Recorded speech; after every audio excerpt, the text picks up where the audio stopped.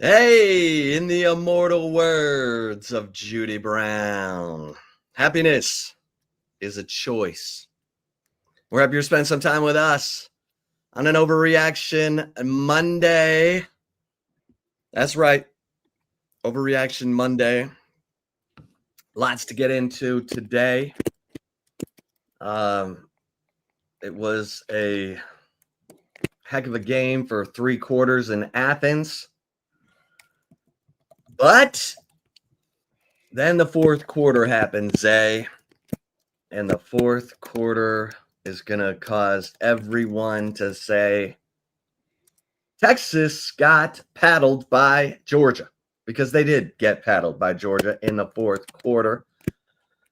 All they needed to do, they're talking about having a chance to still be in the mix for the college football playoff. And if they had lost 14-10, if they had lost close, their chances of maybe being a 3-loss team in the college football playoff would have more of a heartbeat than losing by 25, the worst loss of the Sarkisian era from a point total.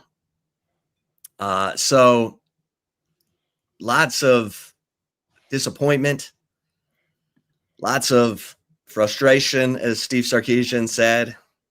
He was asked if it was a humbling loss. He said it's a frustrating loss. Lots of pass drops. Arch Manning got off to a nice start in this game, Zay.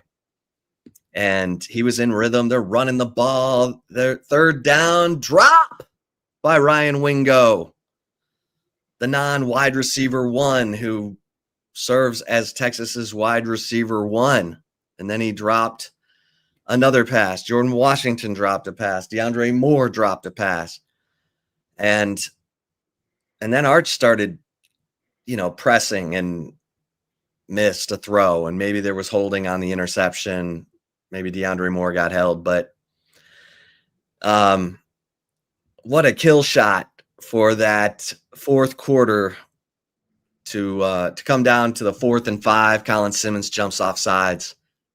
They get the touchdown, and then the onside kick, which it might as well have been an onside kick in the balls for Kirby Smart to Texas. So, yeah, it was a fourth quarter of frustration for sure. Your thoughts? Yeah, disappointing. No ifs, ands, or buts here. There's only 136 teams in college football. You're 135th in penalties. This isn't a disciplined ball club. And it's disappointing because coming into this year, you would think with just all the leadership they had, being in year 5, establishing a culture, at least that's what we thought has been established. You go to back-to-back college football playoffs, and just the whole offense at different times this year, they've been suspect. And when you have a game where, again, you heard me a couple of weeks ago right after Vanderbilt, even though that fourth quarter was absolutely brutal, I came on here and told you this is the best I felt about Texas. I did not pick them to win against Georgia, but I thought it'd be a way better game than what we saw. And I get it, the fourth quarter, it got away from them, but just the whole game in general. If it wasn't for Anthony Hill's interception that led to points, you're talking about 35-3. Like, that's the only time you really drove and you had the best field position possible. The run game is suspect. You got these running backs that Contrarian Wisner, I thought that dude was going to be the best player on the team beginning of the year. I said, you got to have this guy. If you want him to be, you want him to be your best player, he could do that, but you got to give him the ball. Sark always talks about they just didn't have any opportunities to give him the ball. It wasn't like he was running bad. It was like when he went backwards on that weird run. It was 2nd and 5. He goes backwards for some reason. It's then becomes 3rd and 13, which ironically Texas ended up completing and moving the chain. Yeah, converting. And, it just seemed like after that, they were done with Contrarian Wisner in that one run game. So you become one-dimensional. Mookie Taft had his worst game, maybe of his career.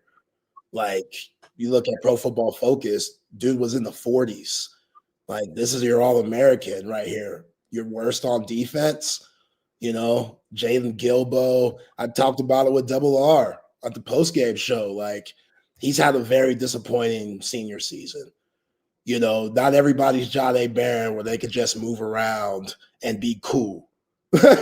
You know what I mean? I get it. Grayson Littleton, he's your star spot, but Jalen Gilbo, I'm sure the scouts are saying, nah, this ain't no outside corner, man, because the way that these teams attack him, both times where we saw huge breakdowns these past two games against Vanderbilt and then this last game against Georgia, Jalen Gilbo was involved in both of them. Like, I get people want to blame Michael Taft for the breakdown, in the Georgia game, but it was him and Jalen Gilbo too.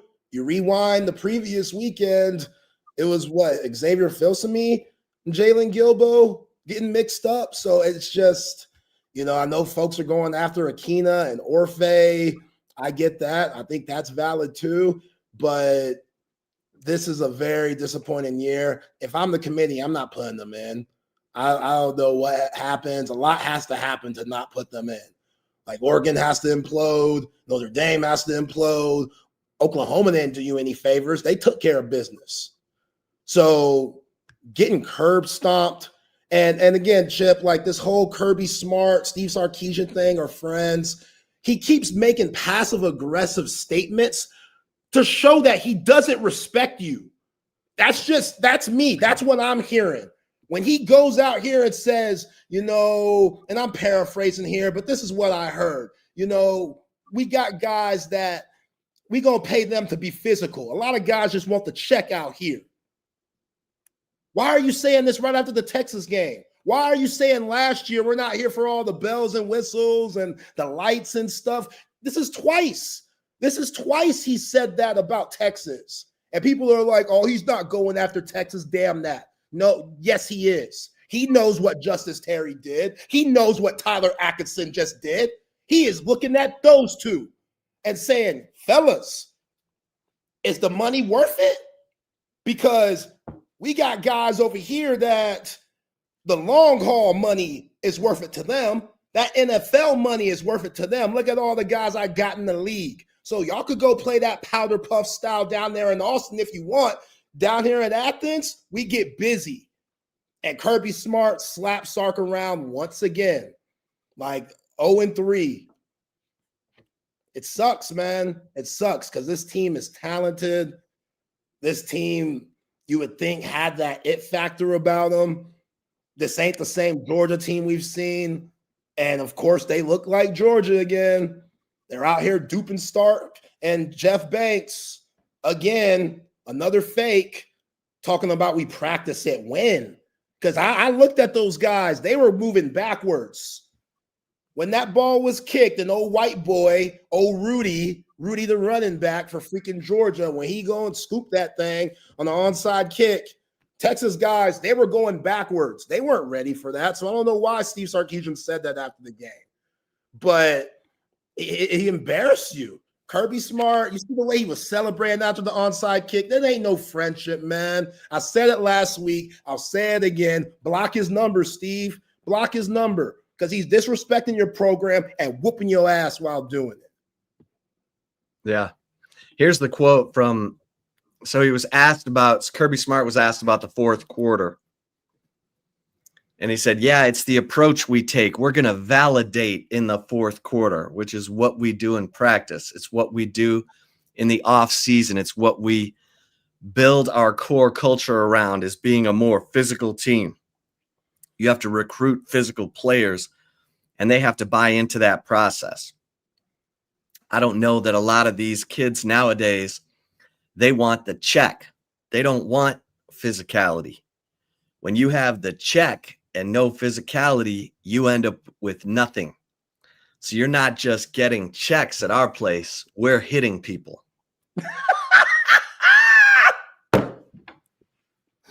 Oh my gosh, man. That's the most disrespectful shit I've ever heard. That's insane. That's it. You're not my friend. I'm sorry. I don't know where y'all are from. That's not a friend to me. I guess they do something different in Cali, Sark. I don't know. That's that Cali stuff. I don't know, man. But where I'm from, that's not friendship. There's nothing friendly about that. Because he's looking at Justice Terry, he's looking at Tyler Atkinson, because in his opinion, that's what happened. These guys, they want to check. They running from that physicality because that's how they do down there in Athens. And they prove it time and time again. Texas, they're still striving for that. Yeah. So. Yeah. No. Kirby gets his zingers in. Oh, yeah. My man Jordan Hill of Dogs 24/7 said, "You get the truth out of Kirby in post game. He'll fired up. He'll dance around in all of his other press conferences, but in post game, you'll get unplugged Kirby." Oh, and that's the way he celebrated, man, after the onside kick. That's when it was just like, yo, this is so personal to him. The rival with Steve Sarkisian, it's so personal. Like, it's just, and he might say this about other schools too, but there's something about Sark, there's something about Texas he just can't stand. And I told y'all, man, like Arch Manning, he was going to get that pressure. Like that motivation, bulletin board material, it was too easy. Like I said it all last week, I'll continue to say it again. When you go in, if you're Kirby Smart, you look at your team with Arch Manning's history and deciding between Texas and Georgia. We know what he decided. You tell your teams he chose them over us. Let's go play. Seems pretty easy to me, Chip. Like I'd be pissed off. Yeah, but that's gonna sustain you for so long. I mean, I'll give it to Kirby. He trains his guys to be physical. And Kirby is the main man. He's the defensive-minded head coach. So you know his defense is going to be rock'em sock'em robots. Sark wants to be physical. He's had a team that was physical. Texas was the more physical team against Oklahoma. That's great. And my God, you ran the ball 7 times for 33 yards on the first drive. I was like, okay, here we go. Sark's running the ball. He's committed to running the ball. Quintravian Wisner looks good, averaging 6 yards a carry. And then it just turned into a cacophony of passing and drops. And oh my. And then you go down 14-3 and you think you're done. You can't run anymore. Like, what's going on? What you mean? What you mean we're not going to run the ball? Dave, you're right. Thank you for calling me out. You're right. It ain't no rivalry. You're right. It's just an ass whooping. This is one-sided. It's still personal, though. It's still personal. Don't get me wrong. It ain't no rivalry because rivals, somebody has to win in the rival on the other side. It ain't no rivalry, but it is personal, though. Thank you, Dave, for clearing that up for me. I appreciate you, bro. But you could tell it's personal for sure. Like, yeah, the drops, man. What is Arch Manning supposed to do? Yeah, what's Arch Manning supposed to? Arch Manning was in rhythm. Arch Manning was 4-4 on his first drive, or 4 of 5. Sorry, the 5th was the drop. 4 of 5. The 5th was the drop by Ryan Wingo. That's his third down drop in 3 games. But that's knowing your personnel. Why do you keep throwing them on those drag routes? Those mesh routes? Why do you keep doing that? He can't catch that. I would never throw to Ryan Wingo on 3rd down. Never. Hell no. Never. I would throw it to Emmett Mosley. He caught that one where he had to jump. That was a good catch. That was an unbelievable catch. It's almost like when he has time, he doesn't think. And when he's like got to make the circus catch, and the only way to catch it is with his hands, he tried to trap the ball against his body on that first 3rd down that he dropped. It's like, make the window and catch the ball. See, that's the thing. They in weird times, they don't get their hands in the right spots. Because DeAndre Moore, the third down that he dropped, which was a huge play, Arch threw that on the money. I don't know. There wasn't much separation. Arch could only put it in one place, and that was in DeAndre Moore's hands. He runs the out route out of the slot, so you're going right. He's catching it like this. He's catching it like this, and he's trying to sandwich it. Like he's trying to sandwich it like that instead of turning that thing and bringing it in, bro. Turn that thing. I'm no Chris Carter, but I feel like that's elementary stuff right there. It's hard to catch it where somebody's throwing it with a little zip and you're trying to sandwich this. Like this is DeAndre Moore. This is your leader, man. Like we don't catch doing the gator chomp. Yeah, it's and tough. the thing that Emmett Mosley, he had to go down low and he had his window and he made the catch. Yeah. Emmett Mosley is the number one receiver on this team. I would be throwing to him on third down. I'm done with Ryan Wingo. So, I'll flip him a fly sweep. I don't know what I don't know. But that was a killer. Yeah. That was a killer. I don't know your personnel. Because you score a touchdown on that first drive after just chop, 13 play drive. Georgia feels good holding you to a field goal. Georgia feels good. They feel like they won that possession. Yeah. Because they've given up a touchdown on the first drive in 5 SEC games. Like, that was a win for them. And I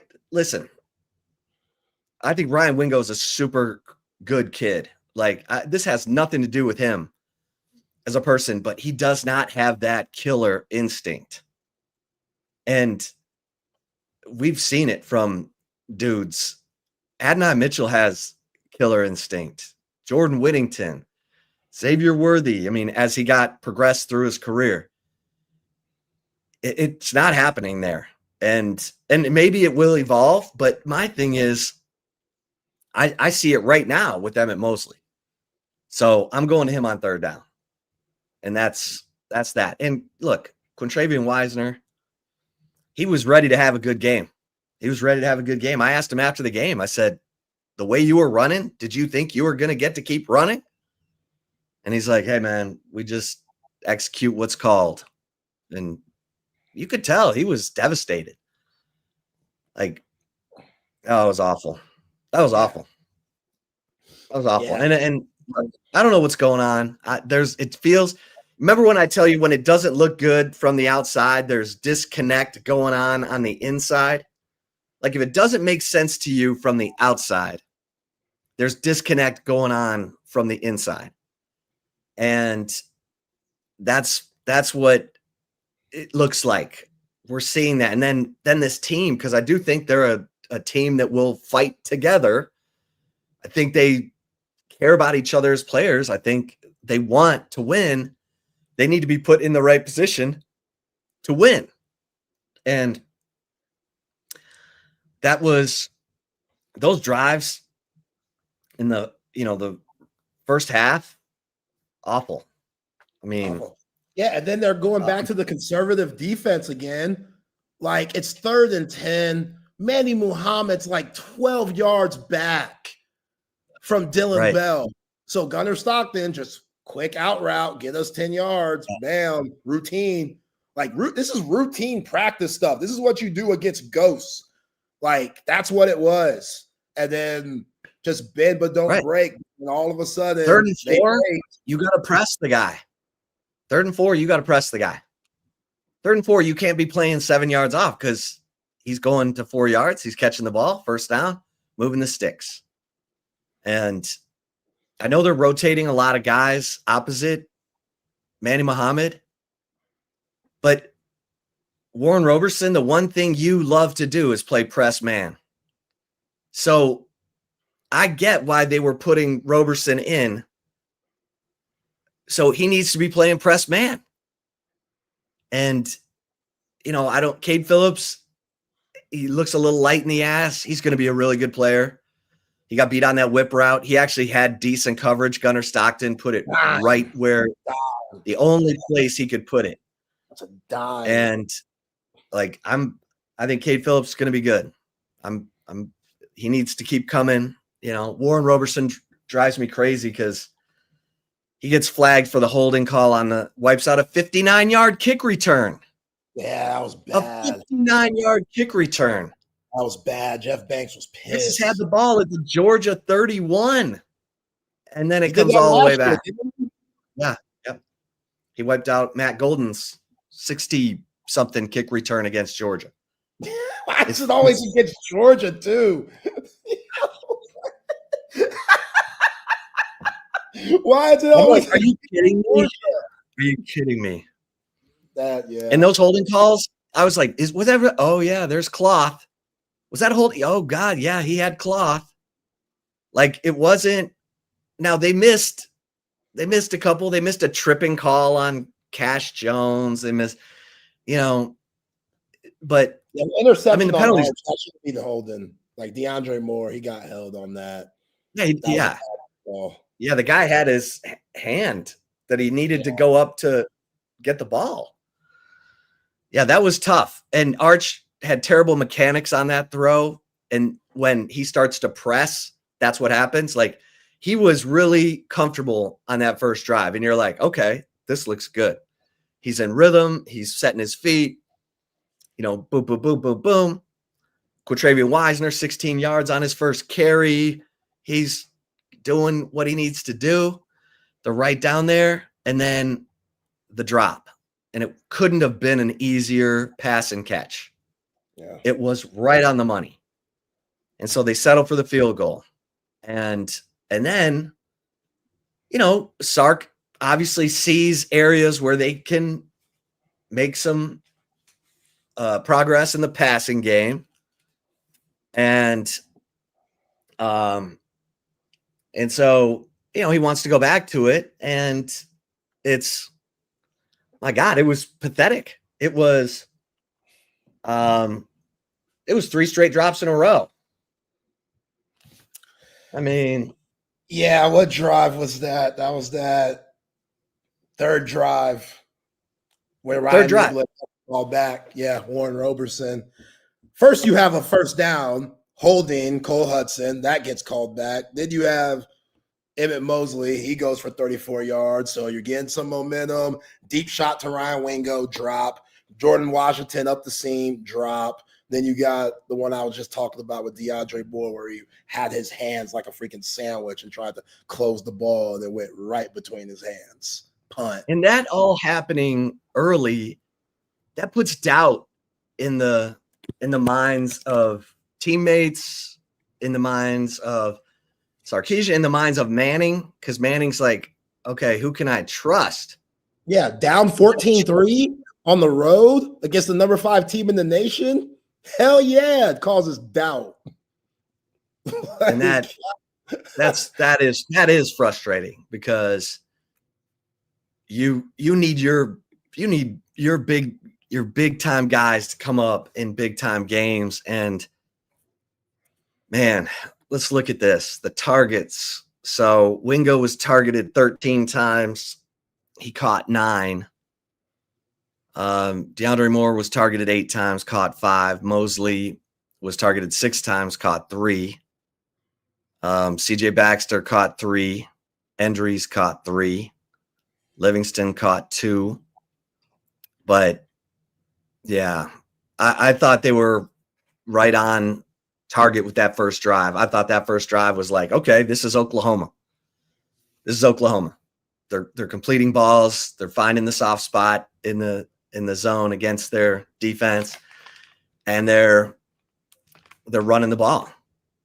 And then it all disappeared.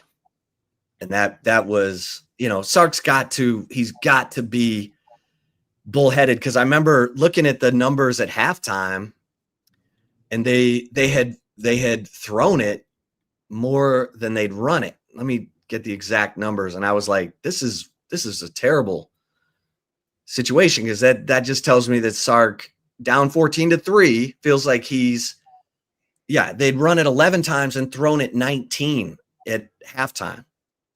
And I'm going, you were averaging 6 yards a carry after the first drive. And you averaged 4.4 yards a carry after the first quarter. And the running game was there. And you need the running game to balance things out, to play complementary football, to open things up, to make it easier for Arch. And it didn't happen. And then at a halftime, I didn't hear the interview, but Sark at halftime was saying we're running the ball pretty well, right? I think he said And then he didn't, and he didn't hardly run it at all in the second quarter. So it's weird. It's almost like, they ran it 3 times in the second quarter. So it's like you're trying to process what Steve Sarkisian is seeing and thinking, because you know what you're seeing and what you're thinking, and it doesn't match up. So I thought Coach Travian Wisner was subdued today. Like when we talked to him, like CJ Baxter, he didn't get anything. CJ, how many carries did CJ Baxter get? Like next one? He got 1. And he was, he had a good enthusiasm today. Travian Wisner seemed subdued to me, like so quiet I could hardly hear him. And I think he was that way after the game. And, he's their juice guy. So, yeah. And now Anthony Hill's hurt. Anthony Hill's injured. Like Anthony Hill's got I think he's got a broken bone in his hand. Is that when he fell? Is that when he was on the ground? Yeah. After Frazier. Yeah. I need to go back and watch it, honestly, because I didn't get I left there at 1:30 in the morning and drove straight to the airport, didn't get any sleep yesterday. And so I ended up sleeping and not watching the game again. But Anthony Hill, that guy's so tough. It wouldn't shock me, but I don't know. He's getting evaluated today and tomorrow. So we won't know for sure probably until tomorrow night or Wednesday, maybe, when the availability report comes out. But he's got it sounds like he's got an injury similar to Taft, like something broken, might need surgery. And if that's the case, he's probably done for the regular season. So that's a killer because, Anthony Hill is Anthony Hill. I mean, he had an interception. He had a tackle for loss. I mean, the guy just makes plays. Yeah, it would suck for this to be the last game of his Texas career. That would be brutal, but sometimes it's just how it goes. He came back in the game. I mean, he's tough as nails, but I heard after it was all swollen up and not good. So we'll have to see how that turns out. But Gunnar Stockton was fantastic. Unbelievable. He's so tough, man. Yeah. He's so freaking tough. I told y'all. We told y'all. Like, y'all thought we were just BSing around. Hating on us, said, I thought this was a Texas station. I didn't think it was a Georgia station. You got to give props. You got to give props where props are due. CJ Allen went out of the game too. And nothing changed. Nothing changed. Nothing changed. They're supposed to take a step back. This is their all-world linebacker. For any other team, that should be a drop-off, not for Kirby. Who's next? Bring him in. Who's next? Oh, you've barely played all year? Doesn't matter. We develop guys. Guys get it. They just ain't getting the check around here, Chip. We want to hit. They ain't receiving just a check. We hitting. So the 5th, 6th, 7th man on the bench, he hitting too. Damn it. God, no drop off, man. I was thinking, you don't want guys to get hurt, but I was thinking, okay, cool. CJ Allen, let's attack that. Nothing, crickets. And, this whole Jack injuries thing, that's been a huge flop. And I don't know if I could put much on him. I think everybody's involved. A little bit of Jack injuries, Steve Sarkisian, Jeff Banks, offensive coordinator, Kyle Flood. Like, number 15, what that brother name is, DeMello Jones. There were multiple times, DeMello Jones for Georgia, number 15, corner. There were multiple times where guys needed to come around that edge and hit his ass to get the chains moving. Now, DeMello Jones would just dodge it. Jack injuries came around one time. He just slipped through Jack injuries, made the play. I think it was on one of them end arounds. Made the play in the backfield. They try to throw a screen. Same thing. Try to get DeMello Jones off guard. He swoops in, makes another tackle. Like, was he really even on the scouting report? Not really. We were talking about Everett. We were talking about Bolden. Jones was making plays. Like, that's Georgia, man. Like, just random guys. Yeah, DeMello Jones is Dalen Everett's backup. So when they rotate, and DeMello Jones, man, he's 6'1", but he looks longer than that. Well, that brother was making plays. Yeah. I was like, who the hell is this? Yeah. I can't stand Kirby, man. I can't stand his ass.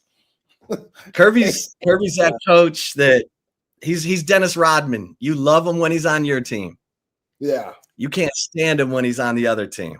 Oh, he's the worst. But Kirby, I gotta give it to Kirby, man. Kirby gets his guys amped. I call it Kirby-induced chaos. The guy gets them stirred up, man. And like when he said, before the TCU national championship game, we're going hunting. We're not the hunting. We're not the hunted. We're going hunting. And then he's like, we're hard to kill. And then the paycheck comment. I mean, Kirby had his problems early on. And when he got on the big stage, he had the better team, I thought, when they played Alabama in Atlanta. And he had Nick Chubb and DeAndre Swift, right? And lost. And then he got those monsters on defense. He had Jordan Davis and, Jalen Carter and them dudes that were killing your Lions yesterday. Yeah, them dudes. All those dudes that were making life hell for your Lions yesterday. Them Georgia. Come on, Eagles. Dan. Kick the field goal. Yo, I don't know why anybody's surprised. Dan Campbell, we knew he was going to be greedy without him calling the plays. Now that he's calling the plays, oh my God, he's the greediest dude on earth. And against elite teams, you got to take the points, man. I'm not going to say it again. On the road? No, that's what I mean. Like on the road? Like, yes. Right. Yes, you take the points. On the road, you take the points. You don't keep acting like you can convert every damn fourth down. Yeah. Have you seen Greg Olson's video going around where he's like hating on people who say take the points? He was like, I never understood that. What does take the points mean? I gotta find that clip because I don't know what the hell he's talking about. But he's hating on people who say take the points. He's like, no, man, go for it. Take the damn points, Dan. Greedy, just greedy. Talk about undisciplined. Jameson Williams jumping on the goalpost after he scores a touchdown.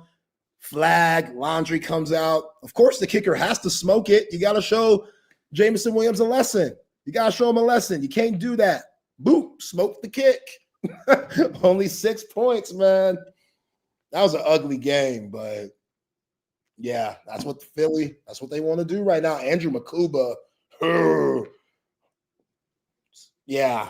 Do y'all want to blame Mark Orfe and Dwayne Akina? I'm watching Jahdae Barron and Andrew Makuba. Jahdae Barron's all over the field against the Chiefs. Jahdae Barron's all over the place against the Chiefs. Andrew Makuba was all over the place yesterday against the Lions. Makuba. Woo! I get getting after. Yeah. Remember how I said Makuba can run the alley? Yeah. Oh my God, does he close? It's insane how well he closes. Like, and he is the man. Like, there was an injury and he stepped in. He's the man. He's not coming out of that starting lineup. No, Vic Fangio loves him. Oh yeah, and they got him for 4 years on a rookie contract, man. Like Andrew Makuba. That was instant starter. That was such a good pick. But yeah, to my point, like, we want to hate on Mark Orfe and Dwayne Akina. I feel like if Orfe had Jahdae Barron and Dwayne Akina and Andrew Makuba and those guys, it'd be a lot different. But even with that being said, Texas secondary, I expected them to be better than this. But yeah, Chip, man, that Kirby Smart. Then they're going to beat the crap out of the Rump Roast team this weekend. And they got Georgia Tech. They're going to beat the crap out of them. Well, they better beat the Rump Roast out of Arkansas. Is playing everyone tough. Arkansas, remember, A&M needed a 4th down play to beat Arkansas. Yeah, you could lose to Arkansas. I mean, no Hill. Yeah, we'll see. We'll see. This is a weird game now, because now everybody's like, when you have nothing but trying to get to the playoffs on your mind, and I know Sark's trying to keep that in that, keep that as the focus. 2-game season. Let's see what happens. And look, maybe all hell breaks loose this week. I thought it was going to be upset Saturday. Only Oklahoma delivered. And Oklahoma now looks great. I mean, they got to beat Missouri and LSU in Norman. But if they do, they're going to get in at 10-2. And then you got, and I saw the comment over here saying, what hurts most about 35-10 is the fact that A&M came back from down 30-3 to beat South Carolina. That game was unbelievable.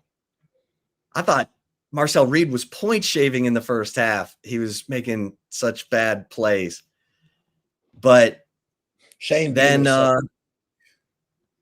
Shane was like, pumping up the crowd. You still got 30 minutes left, Shane. Stay locked in, buddy. Stay locked in. He couldn't do it. He couldn't help himself. He's talking about how we beat this team by 24 last year. Like, we didn't come here thinking we weren't going to win. That don't mean nothing, Shane. Yeah, we're going to see what this team's all about, because you need to finish 9-3. You need to steal some thunder from the Ags. And Texas matches up pretty well with A&M.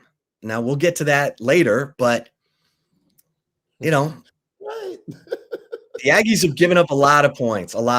Like, I know Georgia's given up some points, but A&M's given up a lot of points. So it looks, I'm not gonna talk glowingly about Texas after that game, because that was a meltdown across the board. It was Sark giving up on the run. It was receivers dropping balls. No one making a play for Arch, then Arch pressing and him throwing a couple of bad balls. But man, yeah, you gotta, there's no rivalry. It's just Georgia. This is Georgia. Yeah. Now it's a Georgia problem. Now it's a Georgia problem, because Texas was a field goal away from beating them for the SEC title last year. They weren't no field goal away from winning this one. And give it to Kirby. But how on earth? Give it to OU's defense, because you look at the box score from Alabama, Oklahoma, Alabama, they dominated the game. Alabama did, but they couldn't get in the end zone. There was a defensive touchdown. Yeah, timely plays by Oklahoma. Ryan Williams fumbling on a punt return. He's been just not good. Talk about guys that have underachieved. With all the money that Ryan Williams is getting in Alabama, he's definitely not making the most of it. But Ty Simpson had his worst game of the year with a couple of turnovers, and then that pick six by Bowen. Like, it's a big time play, man. Like, when you take one like that to the house, it's hard to lose games like that. And it wasn't like Oklahoma was great, but Taylor Wine was huge with a couple of big time sacks at the end. Like, just timely plays. And our Mason Thomas, I don't think he played either. So you don't have your best defender and you're able to get that win. Probably the best win in Brent Venable's career at Oklahoma. And yeah, in the year where it seems like Texas A&M, Texas Tech, and Oklahoma is going to make the college football playoffs over Texas. Yeah, that's not good. That's not hurts. good. That stings, man. And look, if Texas doesn't play Ohio State, if they play the teams that Indiana played, the teams that Oklahoma, well, they played Michigan, so I'll give them that. But Texas went out on a limb, played Ohio State, played them close. I mean, all they needed to do was lose this game close, and they're still in the mix. Now they dropped to 17 in the AP poll. I thought the AP poll had some stuff wrong. Alabama shouldn't have dropped as far as they did. I don't think they will in the college football playoff committee's rankings, but how far they dropped? They dropped to like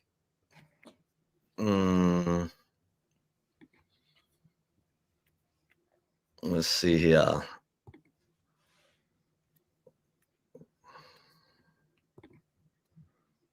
By the way, Alabama dropped to 10. I thought Alabama, I think they should be around 8. Like, I think Oklahoma should be ahead of Oregon. I think Texas Tech should be ahead of Oregon. I think Oklahoma should be 6. Texas Tech 7, Notre Dame or Alabama 8. Alabama should be ahead of Notre Dame, for God's sake. They beat Georgia in Athens. Notre Dame hasn't beaten anybody. So I don't pay any attention to the AP poll, honestly. Let's just wait for the college football playoff rankings to come out. But yeah, it was a wild day. It was near upset Saturday, Zay. Near upset Saturday, but it didn't happen. Yeah. I mean, South Carolina up 30-3 at halftime in Aggie land. You think they're gonna fire the officer, the sheriff? They ain't gonna fire well, they already he's not working any more games. I know that. Yo, but you could argue he swung momentum a little bit. He swung momentum. That's a weird situation. I don't know. I'm not saying it was right, but knowing A&M, College Station, I wouldn't be surprised if somebody took care of them, even if they had to put them on a little bit. I'm sure they got some booster down there that say, "Hey, you swung the momentum, dog," without even knowing it.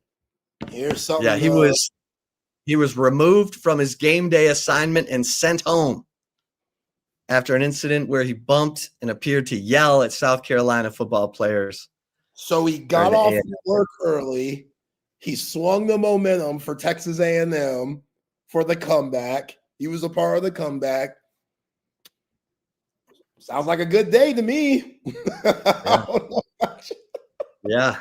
No, that dude, was wrong, man. He was wrong. He knew what he was doing. Only at A&M. Only at A&M. I still can't believe Shane Beamer blew that game. That's just It's pitiful, man. Woo! Yeah, Texas, 21 points in one quarter. That doesn't help nobody. I don't think the committee, I don't know. Even if they beat A&M, I just can't see it.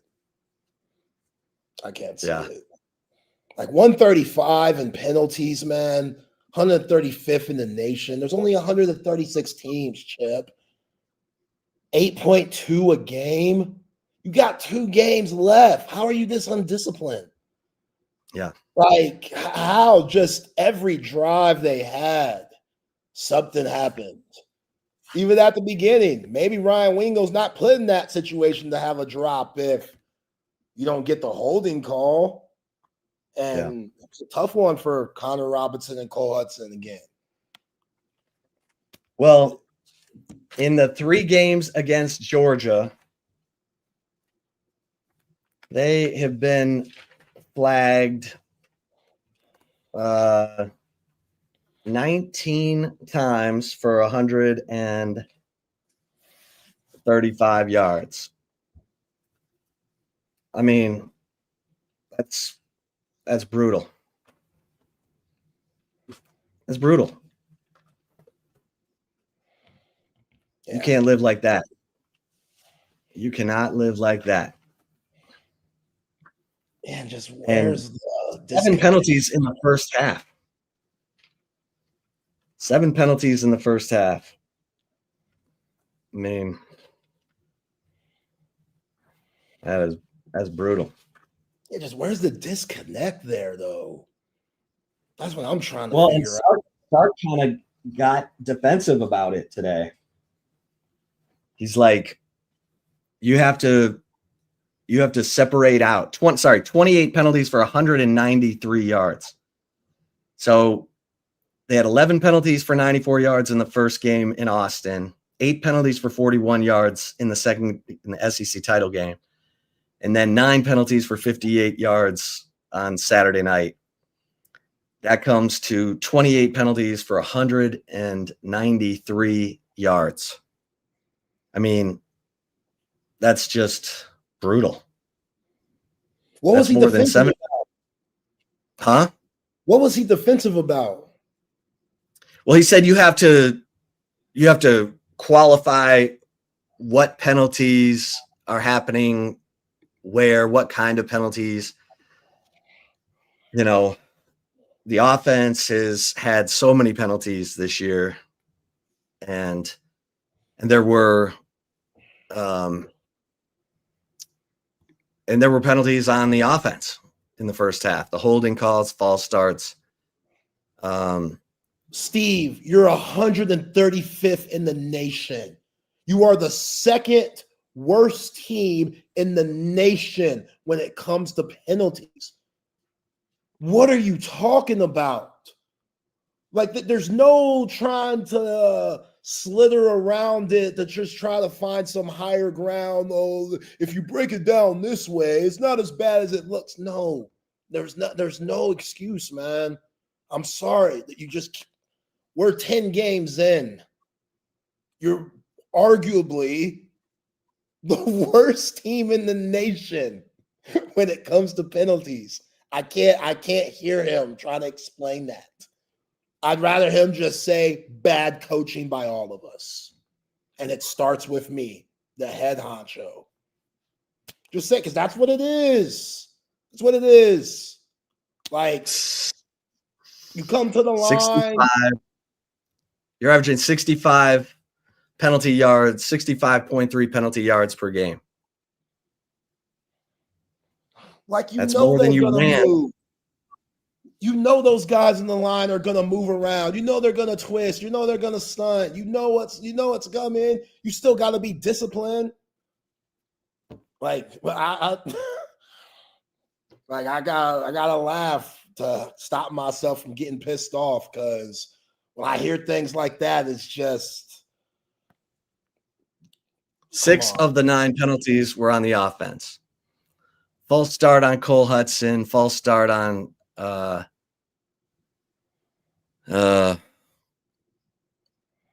don't know. They got the wrong player identified here. They had a holding call on Cole Hudson. They had a holding call on DeAndre Moore that was legit. And then the illegal shift on the punt. And then the holding on Warren Roberson. That was a killer. Wiped out a 59-yard kick return by Ryan Niblett. Like you needed Ryan Niblett to have an impact in the game, and he did, and then it got wiped out. So that and kudos to Georgia. They were using pooch punts, sky punts toward the sideline to keep Ryan Niblett from being able to return it, and it worked. So you mean just out coaching Sark? Kudos to just straight up coaching them by mixing it up, understanding the opponent that they're playing, and understanding what their opponent likes to do, and taking that shit away. Like that's just coaching 101. Kirby does it better. Texas did not have a single punt return. Good and coaching. Their punter, Brett Thor, we know he can boom it. He averaged 34.6 yards per punt. He didn't care. And had a great game. That's stuck to the scouting report. I'm sure Kirby gave him a big hug afterward and said, "Good job, son. You did exactly what we asked." Like, sad. I kept asking what that kid Chance Jones is doing on the field for Georgia because he looks like the son of a booster or something. And then he's the fool that races right up there and recovers the onside kick. Yeah. Yeah. And apparently he's been calling for it all year. Like that's what Kirby said in the presser. Kirby was like, yeah, he's been asking if we're going to do this all season long. And finally this week came and said, we might do it. So be ready. Of course, against and Texas. Someone said they went right at Warren Roberson with the onside kick. I'm sure they did. And Sark even talked about, we're almost at the end of the year. This is when teams start pulling stuff out of their hat. Like, this is when you start seeing more trick stuff because you got to do it now. You've been working on it. It's time to bring that stuff out. And sure enough, he got him. Just one step ahead. Yeah. Yeah, that Gunner Stockton, man, he's so hard to guard. He comes off of that play action chip. He tucks it in like he's gonna run, steps back, throws that thing. They roll him off to the other side. He pretends like he's gonna pass. You know, Leon Lafau or Tyree Smith completely stays with Oscar Delp. He runs it in for a touchdown. He's just playing with the guys. You know? Yeah, they're tight ends. I wrote about it last week. Those tight ends, man. And they are no joke. And Elias Williams didn't even really hurt Texas, did he? I mean, No, he gonna have a chance. No, but Delp, 3 catches, 36 yards, Lawson Lucky, 1 catch, 6 yards, touchdown. And Zachariah Branch, I mean, Texas did a pretty good job on him, actually. He had 6 catches for 41 yards on 7 targets. But you'll take that. Like, you don't want him, breaking loose. But man, they got Noah Thomas matched up on Cade Phillips. I mean, as soon as Cade Phillips came in, they matched up the big 6'5" receiver on him, and he was there on the whip route. He was there. Yeah, he was there on the whip route. The play where they had Taff and Gilbo. So they switched. Taff moved up and Gilbo dropped back. And Thomas did a great job of bending his route toward the middle of the field, making Gilbo think that he was coming to the middle. And all he did was widen it so that he'd have more room to cut back. And Gilbo wasn't, it was a great route by Noah Thomas. Gilbo was nowhere close to being able to close that gap. So, yeah. And then the Delp, the The London Humphreys touchdown. So Humphreys is lined up and Delp is outside of him. And I think you've got Gilbo and Taff. And then Delp goes in motion. And he goes inside of London Humphreys. So now, and then he reverses. And right when they're stacked, the ball gets snapped. And they both went with Delp. Taff and Gilbo both went with Delp, and London Humphreys went racing right by. It was a great, and kudos to Gunnar Stockton for timing up the snap to where it would confuse who had who, and it worked. So yeah, everything Georgia was doing was working. It was a clinic, Yeah. Bucky was bad. He was bad. Bad. They executed. Georgia executed really well, because it wasn't like that. That wasn't like a no-brainer. But you got to know who's got who. Right. You got to know who's got who. We got a super chat here from Lane. Anybody ask Sark for a rebuttal to Kirby's physicality comment at the press conference? Yeah, I didn't hear that question. That'll be a good one probably for him on the SEC coaches call Wednesday. Yeah, I'd go at him. You more professional than me. I'll be there. But like, if Kirby says he's your friend, then why is he talking about checks and stuff and physicality? Why is he saying that right after the game, right after they beat y'all? Why is he saying that? Hey, you can go to the press conferences. You're allowed. You're a member of the media. You don't have no badge. You got one. You don't need no badge. You do need a badge. You need a badge to go to the games. You don't need a badge to go to the press conference. Okay. Then you might start seeing me show up acting the hell fool. Yeah. They gonna have to carry me out of there. John Bianco. TMZ. I need TMZ right on the front row. I'd love to ask that. He'd be like, "Who is this? Who the hell is this?" Because that is not your friend, Steve. He is tricking you. Mind games, man.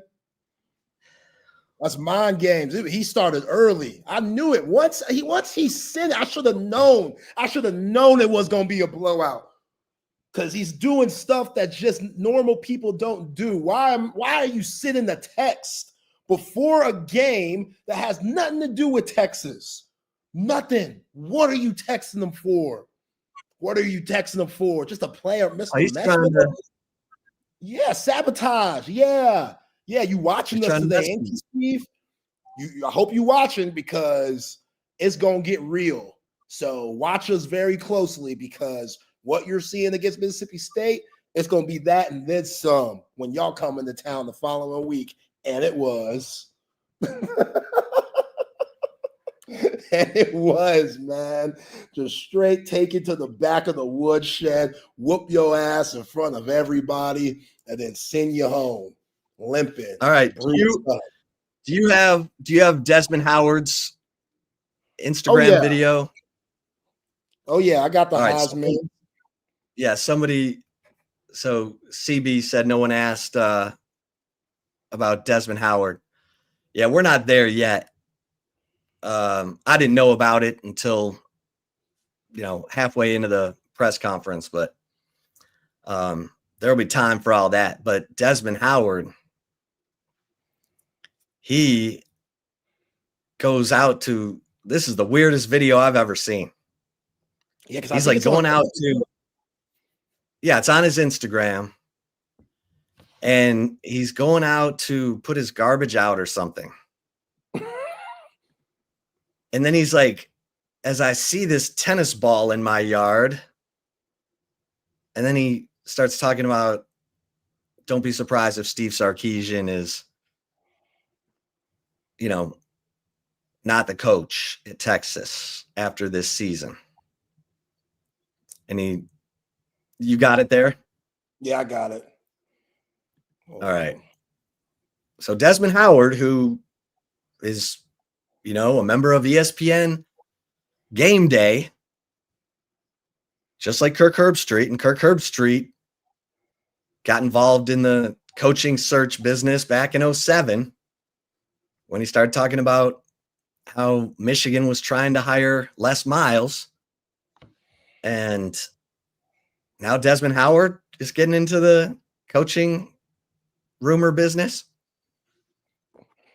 Thinking, don't be surprised if that Texas job opens up at the end of the season. You guys were shocked when LSU opened up. Imagine how you're going to feel if that job in Austin pops open. I'm not calling or saying anyone's going to get fired. Maybe a mutual parting of ways. You dig? Anyway, you guys have a great Monday. You dig? Where does Desmond Howard live? Miami. So the rumors about Sark and the Miami Dolphins, Sark and the Tennessee Titans. I don't know if Desmond Howard's just now getting a hold of that or if he's got something new. But the fact that Desmond's in Miami, we'll see. But I think Jimmy Sexton, Sark's agent, did not leak it to the press, but I do think there may have been, some tea leaves to the Titans or the Dolphins, someone in those organizations that, and agents do that all the time. They're constantly trying to leverage their clients in a positive way. And, we're just going to have to see because this is the silly season right now. We know 8 primo jobs are open.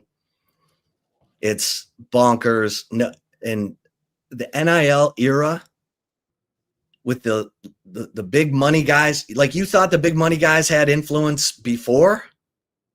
Now they've got more influence because they're the ones funding NIL. And if they get impatient and say, I'm not paying for this anymore, then what's the athletic director and the administration going to do? Say, well, we don't need your money anymore.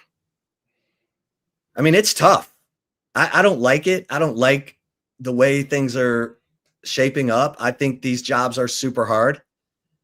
I think it's going to be super hard to find coaches who can take over at these big time programs and have the time they need. Remember, Mac Brown didn't win a national championship. He took over in 98. He didn't win a national championship until 7 years later. 7 years. And Mac worked the big money boosters as hard as he worked recruits. Like he worked to maintain those relationships as hard as he did to maintain them with recruits. And he did it because he knew if it gets rough, like during those 5 years where they lost to OU, some of them 63-14, 65-13, like the way you hang on to your job is by, remember, Houston Nutt told this story about when they went overseas in the Middle East, and Mac was part of the coaching trip. There were other coaches. Houston Nutt was at Ole Miss, I think. And Houston Nutt said Mac had 3 phones. And he said, this phone is for the top 10 boosters. The second phone is for like boosters 10 through 25. And then the third phone is for recruits. And he had only those people communicating with him on those phones. And Houston Nutt was like, that's insane. But Mac, it served Mac well because it got him through those years where he was getting, smushed by OU. and then, wins a national championship in 2005 and plays for another one in 2009. It's harder and harder and harder for these coaches for the fan base, the big money guys to have patience. I don't know, man. I don't know. I still don't know who's going to fill all these jobs, but it's, here's my concern. Okay. And I don't know. It's not like Sark's telling me what's going on, but the college jobs, you had Saban leave the NFL to go to a college job because he basically said to Alabama, let me build an NFL front office. And they said, okay. And he did. And so he and Ed Marinowitz, who's now with Jimmy Sexton at CAA, they built an NFL front office. And Saban had it made. He had analysts and he was hiring former coaches to be his analysts. And then when he needed a coordinator, he just promoted from within. Now it's totally different. It's totally different because of NIL and the transfer portal. Guys are free agents every year. Like I'm already hearing, you're trying to figure out who's coming back for Texas next year, the juniors, all that. And look, they all got agents. They're all getting courted. It's going to be expensive, blah, blah, blah. It's tough out there. So my concern is an NFL job better than a college job where you don't get to pick? You don't get to pick the players? As a family a lot of times man? you don't. As a family man that doesn't want to be traveling 365, who just had a newborn. Okay. That's the only reason why I'm like, that's a lot, man. We talked about what did Stark say a year ago? He's like, I'm borderline obsessed with winning a national championship, and when I get one, I'm going to want two. And was the baby here yet? Was he saying that when the baby was here? Was the baby? Baby wasn't even a thought, huh? Baby wasn't even a thought, I don't think. Life comes at you fast, man. Like I think he just needs to make some serious changes to this coaching staff. I do. Like what that is. I'll take a look at running back room, Kyle Flood. See what Dwayne Akina and Mark Orfe doing. Johnny Nansen too. Sometimes Pete Kwiatkowski. Like the first two drives for Georgia, they scored on those first two drives. I thought Texas was playing that conservative ball that they get caught playing every once in a while, which doesn't make any sense. A lot what we saw in that fourth quarter versus Vanderbilt. Like, why are you doing this? It doesn't make any sense. So, yeah, a lot of folks need to talk it to. Same with Steve Sarkisian. Is it one of those times where you look in the mirror and say, I see Ryan Day doesn't call plays anymore. It's working out for him. I see Kirby Smart doesn't call defensive plays for his side. It's worked out for him. Maybe this is time.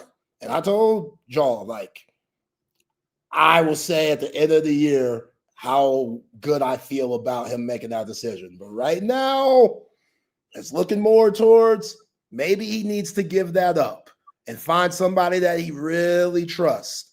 And who knows? I'm speculating here. Who knows if that wasn't talked to or if that conversation wasn't had where Sark's like, hell no, I ain't giving this up.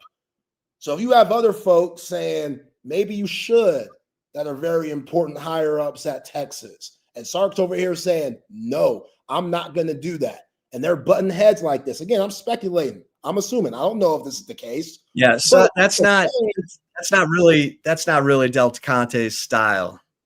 Okay. So if he's getting it from someone else, then he can tell them to go pound sand, which he basically has said, to us, to the media, and look, look, they miscalculated on the offensive line. When Sark's on top of his game, he is a he's a really good play caller. And I think this year has frustrated him a lot because the offensive line wasn't what maybe he was told it was going to be. And he's trying to go down the field with Arch Manning. Can't do it. Got to change. Got to adjust. The running backs are injured the first 5 games of the year. He's juggling guys. I mean, it was not a smooth takeoff. It was not a smooth takeoff. Now the Florida game, everybody got caught napping because the defense got pushed around, and that was surprising. Yeah, Jaden Ball's a good player. Chris Jackson too. We need to have a meeting with him because he's wide receivers. You talk about Ryan Wingo, right? Everybody can't have the drops in the second half of the year, which is, 2 third down drops at Mississippi State, a third down drop against Georgia in games that came down to, well, Georgia didn't come down, but Mississippi State did. I mean, that was a 4-point drop. The 3rd and goal at Mississippi State, they had to settle for a field goal when he should have had a walk-in touchdown. So, yeah, everybody on this show knows my level of frustration with, the targets. I mean, all you have to do is look at the targets.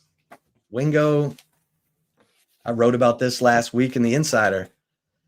He's had 61 targets. DeAndre Moore had 34. This is before the Georgia game. Wingo, 61 targets, 31 catches. DeAndre Moore, 34 targets, 29 catches. Like, the catch rate is 50% for Ryan Wingo. That's terrible. That's terrible. And not all of it is his fault, but and Arch Manning said it today. I'll give Arch Manning credit. He's like, he was asked, what do you say to Ryan Wingo after the drop? And he's like, listen, I threw him a bunch of bad balls earlier this year. You just tell him, hey, man, forget about it. Let's move on. Let's move forward.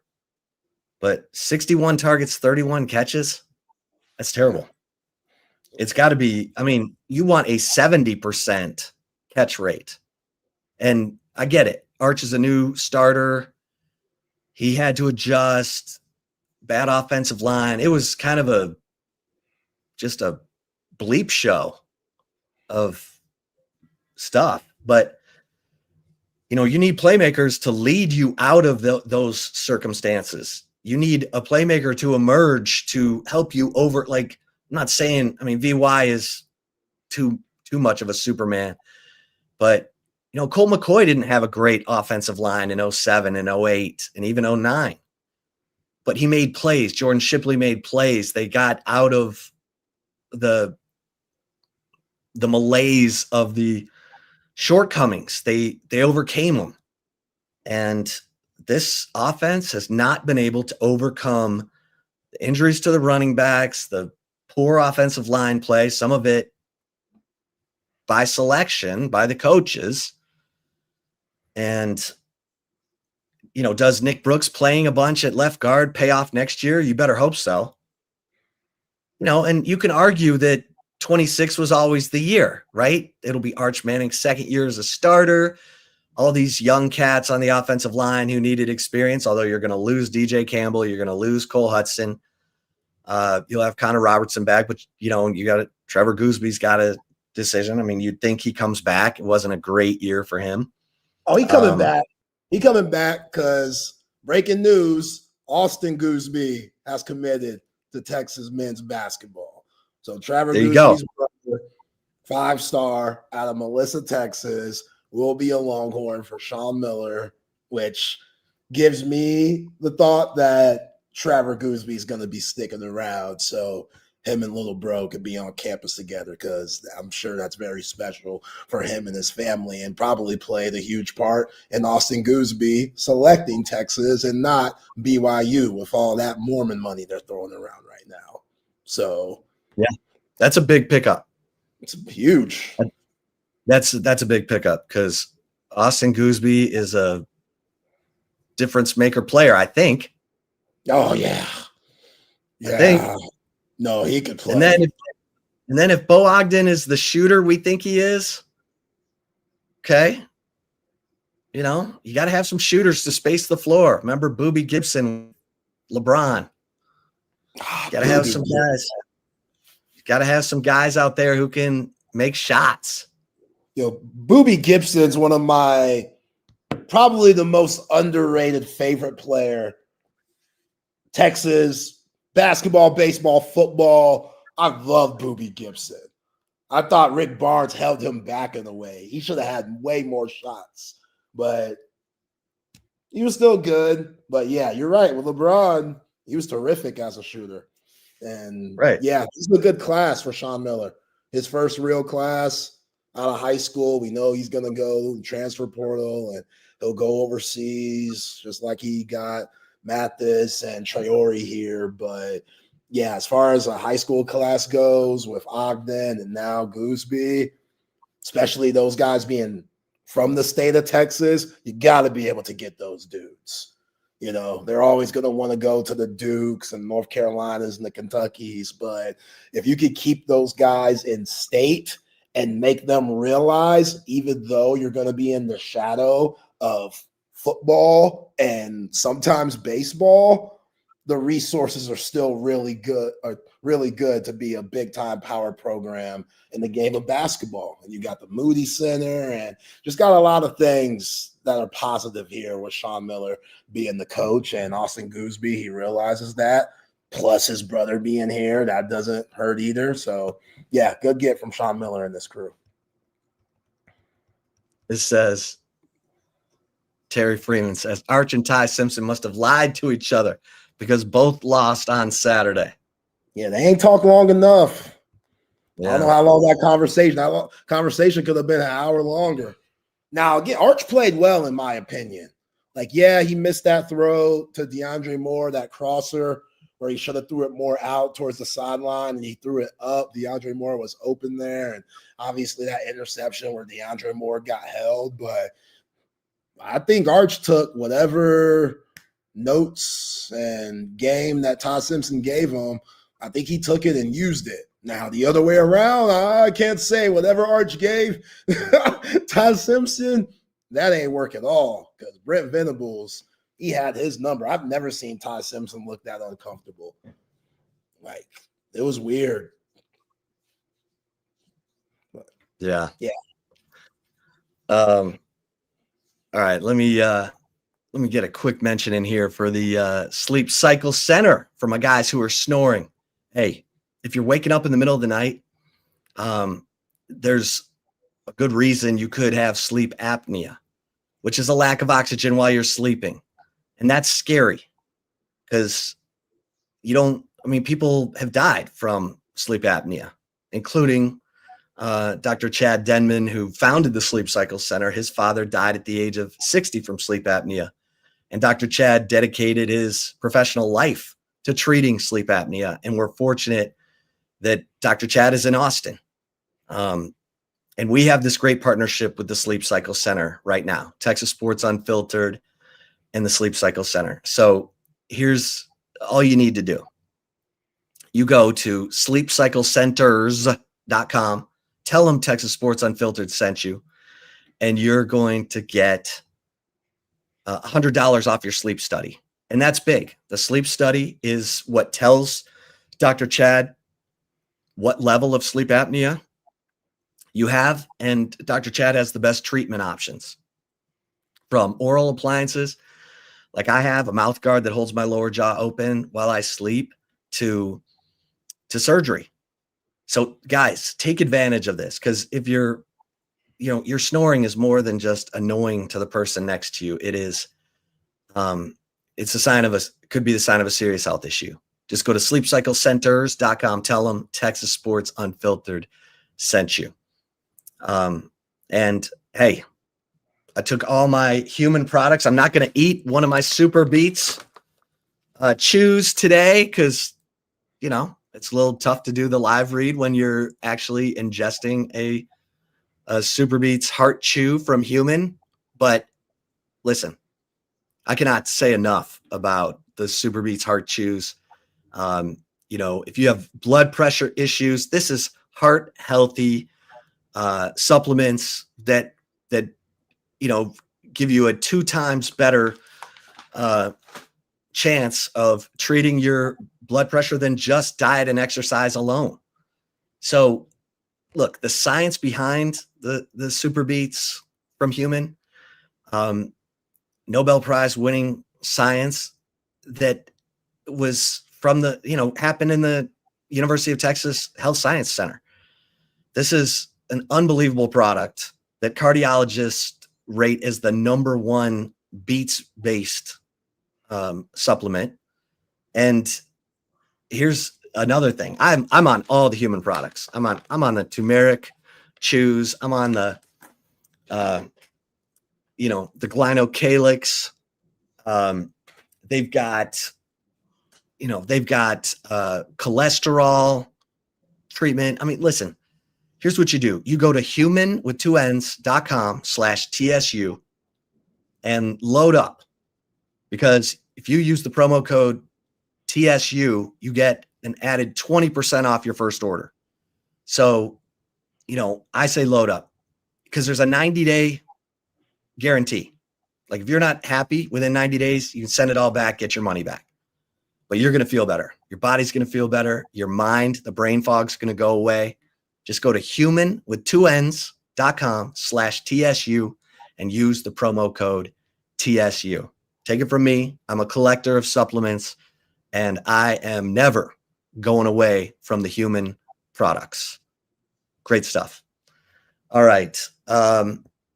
Zay, got a lot of stuff in here. I'm trying to go through all the comments. Yeah, big news if you just are tuning in. Austin Gooseby has committed to Texas basketball. He's the younger brother of left tackle Trevor Gooseby. What do you like about his game, Zay? He's really improved, like, over the years, man. Like, he's one of those guys that he wasn't always a great player. Like some of these guys in the 8th grade, you hear about them and you know they're 5 stars early. He wasn't one of those guys. He's been busting his ass ever since he's gotten to high school, and with a growth spurt, he's really thrived with that. You know, dude's a bigger guard. He could put the ball on the deck. You know, he could really shoot it. He could take over point guard duties for his team during the AAU circuit. He would just take over games where it was knocking down the outside shot, getting to the rim, way more athletic than people give him credit for. Just has a good overall motor for a shooting guard that I think could play point guard at times. So, yeah, man, a really good get. Like, just like his brother, he's a freak. You know, like, it's a good get. Like, regardless of he's 6'5". Yeah, he's 6'5", long. He's got a 6'9" wingspan. So he's got those long arms that you want, big hands, can get to the rim, and feel for the game. That's what everyone talks about. Feel for the game. And that's huge because he's got to know when to, you know, cut, dish, drive and dish, drive and score. Yeah, 6'5" with a 6'9" wingspan, combo guard. Like that. Yeah. Again, BYU, Duke, Baylor. You could argue that all these programs right now doing some better things than what Texas basketball is doing. So for him to say, screw those schools, I want to come to Austin, shout out to his brother, and also shout out to Sean Miller for getting him here and having him buy into Sean Miller's vision, which is a fun brand of basketball. Like, if you play for Sean Miller, you're going to get to run. You're going to have to play hard because he requires that of you. But offensively, you have a ton of freedom. Like watching this team, which struggled against Kansas City the other day, that was an ugly game. They have to start making some free throws, but they're trying to figure out that, oh, wow, I'm allowed to take shots that maybe I couldn't in the past from my former team or my former coach. Okay, this is different. But then you also have to play good, smart basketball. So when you're attacking and looking for your shot with this free-flowing game that Sean Miller provides, it also has to be in the flow of your other 4 teammates. And that's what this team is trying to figure out early. But once they do, we should see a better brand of basketball. It's just a matter of when. And if you're Bo Ogden, if you're Gooseby, and you look at those Arizona teams Sean Miller had, those Xavier teams Sean Miller had, which at their peaks were up and down, could shoot the 3, and played really hard, you want to be a part of that. So I get why these guys want to come down to Austin to hoop. Yeah, I mean, I cracked up today, though. Sean Miller couldn't remember who their last opponent was. And I'm trying to find Kansas City. So that was funny. That game was rough. Yeah, that game happened on Saturday, so probably got lost in the shuffle, but I don't want to take away if it's the right call, but no, we can hit it now. I was having to follow it on radio while I was driving from Atlanta to Athens. What stood out to you about that one? Well, Dalen Swain has to be your best player on the perimeter. In the first half, he just looked passive, kind of looked like he was going through the motions. He wasn't looking for a shot. He wasn't creating for the others. And in the second half, he decides to, and they start to turn it up a little bit. So, okay, let's do that for a full 40. He has to be that guy. Like, I understand they're trying to have Jordan Pope be their point guard so they can allow Tremont Mark to be more of a scorer on the outside, but that's going to start taking away from Jordan Pope's game because he's not a point guard. So when you play guys out of position because you want another player's position to thrive, like what they're doing with Tremont Mark, and now you got Jordan Pope that is getting the short end of the stick, you're going to have your struggles because there's just a lot of guys playing out of position on this team. Your best bet in a half-court game is having the ball in Dalen Swain's hands more than anybody else. That's your best bet. And then in the half-court game, you got to give it to your 7-footer, and he has to be solid down low. He was all right. He got into foul trouble. Mathis Valkatitis, he went 50% from the free throw line. That has to be better because he's going to get fouled a ton. He's going to have to knock down. Give me 75%. We'll take that. 50%? Nah, bro. You got to work on that. And I don't know if this is just a European thing, shit, because Joker does this. Nikola Jokic, he looks like he doesn't give a shit about the game. Mathis has that. He has that vibe where it's like, okay, how locked in are you? Because he gets down on himself a lot. Now, Joker's so good, when he gets down on himself, you still look at the stat sheet and you see 35, 13, and 11. Mathis, he ain't there yet. Won't ever be there. But he has to stay locked in. He can't get down on himself for missing free throws because as of right now, he seems like one of those guys, when he gets down on himself, it's hard for him to move on and get over the last bad play because he's still thinking about it. And then he goes to the free throw line, and after you just missed 2, now you just missed 3 and 4 because you're worried about the last 2 you just missed. So this coaching staff, they have to do a good job of keeping Mathis engaged and positive because he'll go to the bench and he'll kind of pout and, which you like that. He cares. He does care about the game. But also He's too big of a factor for this Texas team for him to be getting in his own head and taking himself out the game. He cannot do that for this Texas team.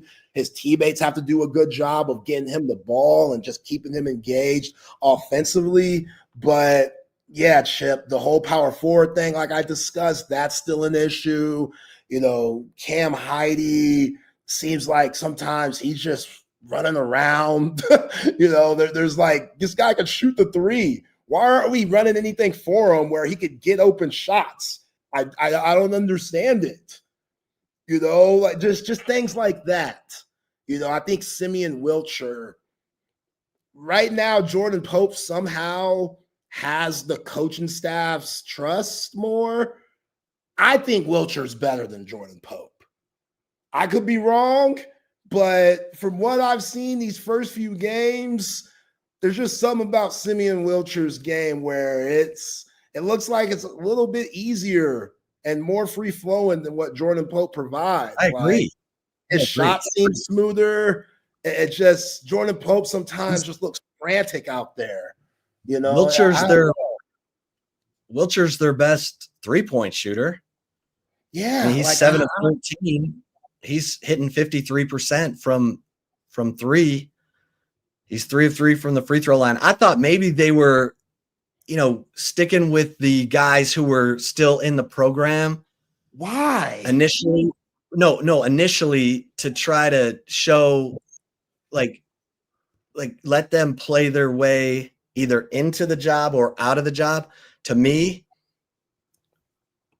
it's time to that's what I'm like. If that's the thought process, Wilcher can do at point guard. Right. Yeah. And if that's the thought process, I say, why? Why is that the thought process? Like, this should have happened in the offseason where you were figuring all this stuff out. And again, Jordan Pope, he could have been a great practice player. He's an older guy, so I'm sure he's been a leader. I'm sure he's helped Sean Miller get acclimated to life in the ATX. And, you know, those guys are valuable. Jordan Pope shooting 28% from the floor and 27% from three. He's 6 of 22 from three. He's attempted more threes than anyone else. He was 1 of 11 against Kansas City. That's not going to work. I mean, I've said it. Jordan Pope can shoot you into a game and he can shoot you out of a game, and that scares me because he doesn't seem to know when to stop. So a 1 of 11 game can happen. Now, I know he had a 40-point game last year. Now, I think it was against some tomato can, but yeah. So I like what the two-headed monster of Matas and Lucina Traore is. You know, Dalen Swain, like him, like what he's got going. He has to be more. There should never be a game where Jordan Pope takes more shots than Dalen Swain. That's what I'm trying to say. That should never happen, ever. I don't care who you play. That should never, ever happen. And if it does, you're going to struggle this year when you play against legitimate competition. And if you're a Sean Miller, you got to nip that in the butt. You got to tell Jordan Pope, hey, man, we got to get you cleaner looks. And we got to do a good job at helping you do that. But right now they're doing him a disservice because they're playing him at the point guard spot. So he's trying to be a point guard and also get his shot when he can, which he's not. If Jordan Pope just focuses on scoring, then that's good. But that's what they're doing with Tremont Mark. And remember, that's how they started it. They started it that way. Against Duke, they had Tremont Mark running the point. They had Kendall Weaver. They started him. Now they're bringing him off the bench, and they're bringing Pope in as a starter to play the point. They had Weaver as the 2 in that first game against Duke. I'd look at that and say, maybe we should have stuck with that. Like, it's Duke. You know what I mean? Like, of course, kind of like what we saw with Georgia. Sometimes you're just playing really good teams and they're going to expose you. But I don't think they exposed Texas enough to say, let's just make this move. Let's Tremont Mark, no more point guard for you. We're not even going to try it for the next few games. we're going to just stop doing it. We're going to move Jordan Pope here and keep him here for the next 3 games. I don't get that.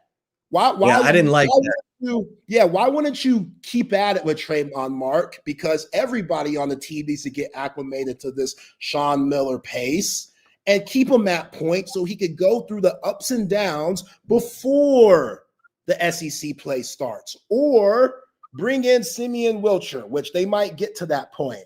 But you could bring in Wilcher with Mark. I don't know. Kendall Weaver hasn't looked good. That jump shot is fried. I'm done with the jump shot. I tried to give him a chance. I don't think I can anymore. He's completely 0 for 9 from 3. He's completely messed up his mechanics. I don't know who did that. Whichever coach did that, it's one of them. Or I don't know, maybe he had a coach, a summer coach, or whoever that is, fire him. Fire that guy. Fire that guy. If it's a coach, tell him he can't work with Kendall anymore with his shooting. Whatever coach that helped Kendall Weaver with his shot, that told him to go from this to this, they need to be removed from their duties because they screwed that all up. There's no chance of that shot going in. And he's become one-dimensional because even though he wasn't a great three-point shooter, his shot looked promising last year at times. Just the form, you could tell a lot by someone's form. And I remember what it was these last 2 years, even though the ball wasn't going in, the form showed promise. He completely messed that up, Chip. It's completely and now it's going to become a mental thing that I hope doesn't carry on for the rest of the year, but unfortunately, that might be a thing. It's bad. It's really bad. And I don't know who's the one that told him to do that, but yeah, they need to be removed from them duties. The one thing I liked about Kendall Weaver was he was hustling to do other things. He ended up leading the team in assists, and he had 7 rebounds. And Jordan Pope, who's supposed to be the point guard, had 0 assists. So what bothered me about Pope last year was when his shot was off, he didn't contribute in other ways. Right. And his stat sheet, he played 25 minutes. He was 1 of 11, 0 of 6 from 3, no free throws. Even Kendall Weaver, he's 0 of 2 shooting, both from 3, but he got to the free throw line and was 5 of 6. He had, 7 rebounds, 4 assists. That if your shot's off, you gotta help in other ways, and that's troubling. Yeah. I would try Simeon Wilcher. 3 of 4 from 3. His shot's pretty too. It's smooth. He had a couple of he played under Rick Pitino. He knows how to play the game. You know what I mean? I know Rick Pitino probably had the shackles on him a little bit offensively, but that's a lot different than what Sean Miller's asking from him. But when you see him shoot the ball, it's pretty. And he has underrated speed. He just has a good poise about him. And I think he brings something different that Jordan Pope can't. And I'm not saying that Jordan Pope needs to just start riding pine for the rest of the season. No, you could play Jordan Pope in spots. But if you're going to play him at the point, he's going to struggle. He's going to have these games where basically he puts up zeros across the board statistically. And I don't know how long it's going to take Sean Miller to figure that out. But before you know it, SEC play is going to be right around the corner. And that conference, just like in football, just like in everything, it's a gauntlet. And you could be that 14th, 15th team. I know 14th team last year got you in the tournament, but I don't know about that this year. You testing your luck with that this year, it's risky business. So, yeah, he needs to figure out his personnel fast. I'm still curious about Declan DeRue. He looked a lot better, but then in the second half, he barely played. Like there's something about Nick Cody that Sean Miller really likes, and there's something about Nick Cody where I'm like, I don't know. He's still a work in progress. Declan DeRue has long arms, man. He had a finish. He had the ball on the break. He caught it, put his shoulder down. The dude went flying into the stands. He just had a nice little finish on the fast break. Nick Cody's not doing that. Like, I haven't seen Nick Cody do anything like that. He's had a couple of good dunks on some passes and stuff, but I don't know. Declan DeRue, I'd give him more minutes just so he could get acclimated to this American game and America in general, being from Germany, because unlike Lucina, unlike Mathis, those guys, they've been in the States for a little bit. They've gotten acclimated to lifestyle in the States. My man Declan DeRue, this is his first time being in America and actually living. So give him some time. Give him some time. Yeah. Man. I see it. He looks different than everybody else on the team. Just body. Well, yeah. All right, let's get a couple more mentions in. We'll get to the chip shot and the right call. Hey, it's Monday, folks, which means it is all night happy hour at Cover 3. Cover 3, you got Monday Night Football tonight. You got the Cowboys and the Raiders. Head on over to Cover 3. Enjoy the $7 social hour menu, firecracker shrimp, the bacon deviled eggs. You'll love it. And what better place to meet up with friends? Great vibe, great service, great food, high-end food without the high-end prices. Yeah, all night happy hour at Cover 3 Anderson and Cover 3 Round Rock. And hey, when you're ready for the big screen of your dreams, holiday season's coming up. How about, there's only one place to go, one place to call in Austin, Texas. That is Audio-Visual Consultations, our man Tom McKay. Great supporter of Texas Sports Unfiltered and the best at what he does. For 37 years, he's been, putting big screens, surround sound, media rooms, surveillance, electronic shades, new lighting into people's homes in Austin, Texas. He's done it for me in 3 different homes. So you just call 255-8678 and let Tom and his crew bring everything to you. Or go to avconsultations.com.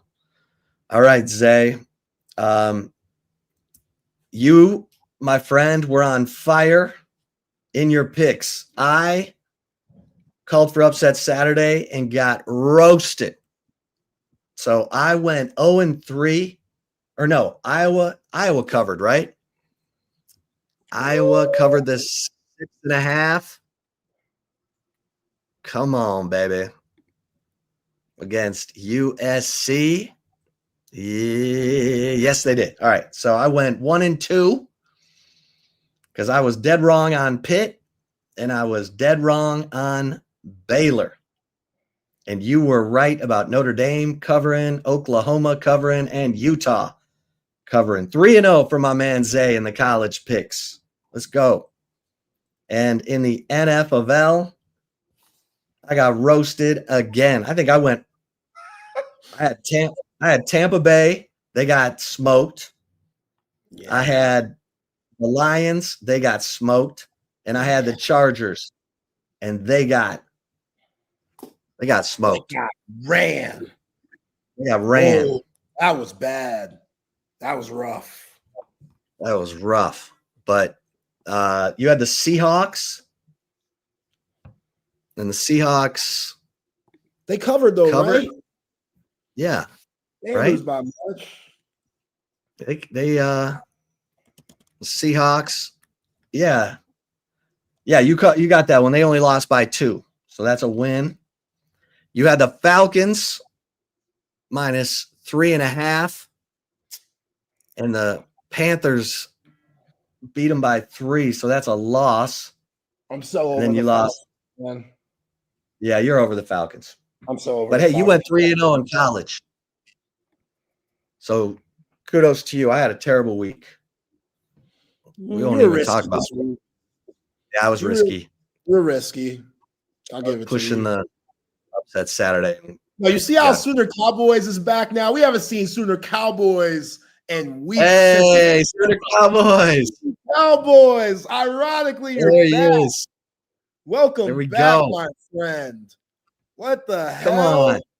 What the hell? You're missed you. such a hater. You've been gone for 4 weeks and now you're back. Ain't that something? On vacation for the whole month? You've been on vacation. I love it. God, that That's pisses me hilarious. off, man. Of course he's back. Of course he's back this week. Just to hate. Wow. Just We haven't seen him in a minute. We missed you after No, Red River. he came back to congratulate you on picking OU. Appreciate it. Cover against Alabama. All right, I'll make this chip shot quick because this week is a test of everybody's focus and the want to, because you might be without Anthony Hill, who's a big time juice guy for this defense. He's the personality. This defense takes on his persona. He plays with violence. And look, I like Ty Anthony Smith. I love him against the run. He made himself skinny getting through the line one time for a big time tackle for loss. So if Anthony Hill cannot go against Arkansas, you're going to need Leon Galafau, Ty Anthony Smith, Trey Moore to play outstanding football, which they are all capable of doing. But, I mentioned Quintravian Wisner seemed a little subdued to me. We're going to find out where the want to and the leadership is, because, Arkansas, they've lost 8 in a row. It would be so easy to just be like, well, these dudes have mailed it in.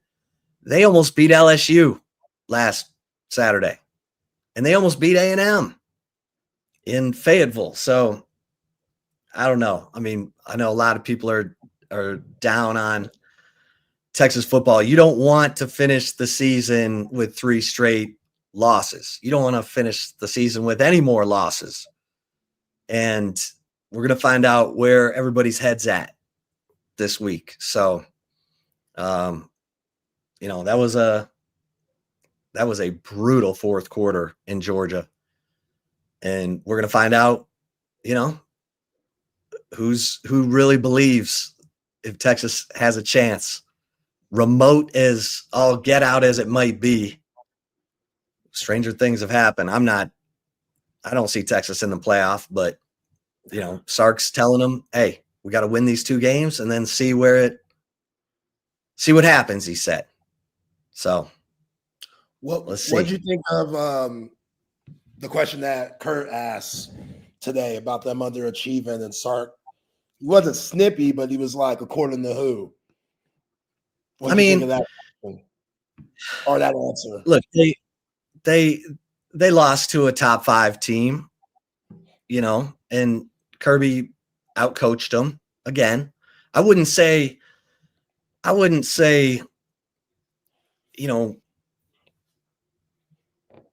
don't know. I mean, it's hard to rip a team. The loss that you can rip is Florida. They weren't ready. The coaches chose to play Nick Brooks again after seeing that the guy was having some struggles. And I get it. They beat OU the next week, but they went right through that A gap. So it's not been a great year for Steve Sarkisian. And some of it, I get it. They're inexperienced in some key positions, quarterback.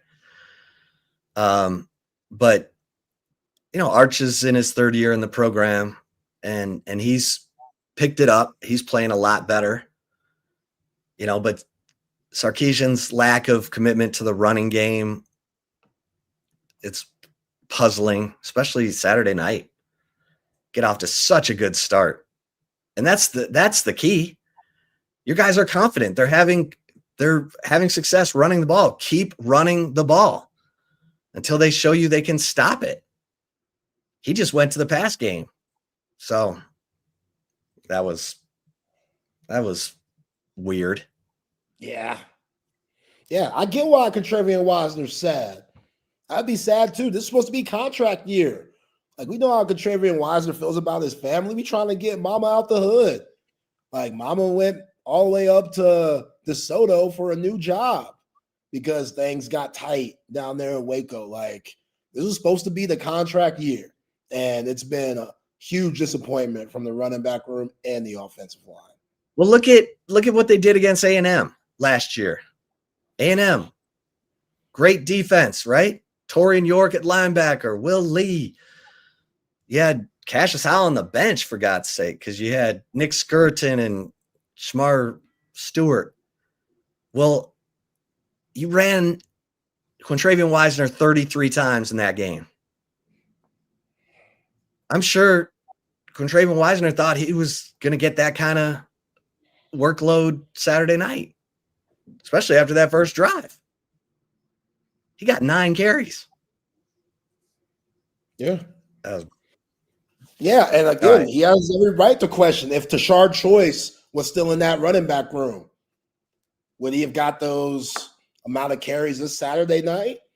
Because now you're asked to trust Chad Scott, which you have no choice. He's your coach now, but this ain't the guy that you signed with. So, yeah, I get why he was a little upset. I get it.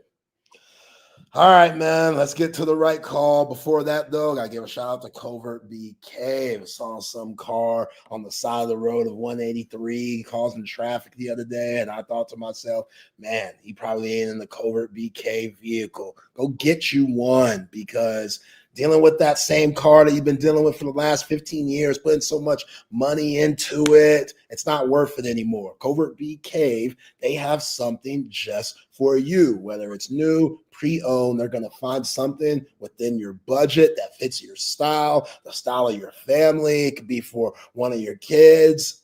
Doesn't matter. They're going to find something perfect for you. 7 terrific brands to choose from: Buick, GMC, Ram, Jeep, Dodge, Chrysler, and Cadillac. Go to covertbk.com and see all the latest specials and inventory. We got our Buick Encore GX there. We absolutely love it, and you could be like us too. Nobody beats a Covert deal. Not now, not ever. All right, Chip, death taxes and Draymond Green making the headlines for the wrong reasons. Y'all asked, what is it this time? Draymond got into it with a fan the other night where he was face-to-face with a fan. Fan was heckling him, and you know Draymond Green, as well as anybody, he's going to give it right back to you. Here's Draymond explaining what happened. What happened in the second quarter with that fan? He just kept calling me a woman. You know, it was a good joke at first, but thank you calling me a woman. Fuck kids. Run away. Can't keep calling me a woman. So, you know, he got quiet though, so it was fine. Who cares? Who cares, man? We know you're not a woman. Dude, are you 8 years old? I love Draymond Green, man. But this is the type of stuff that pisses you off when you're a kid. When you're a kid, you play ball, you throw ball like a girl. Like what my man say on Sandlot, where old boy was tight. You play ball like a girl. And they had to go settle it on the diamond. Like, come on. Grown-ass man, they're fans. They're going to heckle you. I love Draymond, man. Y'all know I ride for my guy Draymond, fellow dark-skinned brother. You know what I'm saying? Y'all have called me Zaymon Green before. I take that as a compliment from my fellow dark-skinned husky brother. But he's wilding, man. He's wilding. I don't get it. It's just in the dude's face for no reason because he called him a woman. years in the league. Come on, Draymond. He's, over 15, but Can't be falling for this. that's Draymond, though. What else do we have here? So let me bring it up. Lane Kiffin, apparently, several members of Lane's family flew to Baton Rouge for a tour today. So, yeah, interesting. I don't know, Lane. Y'all look pretty good.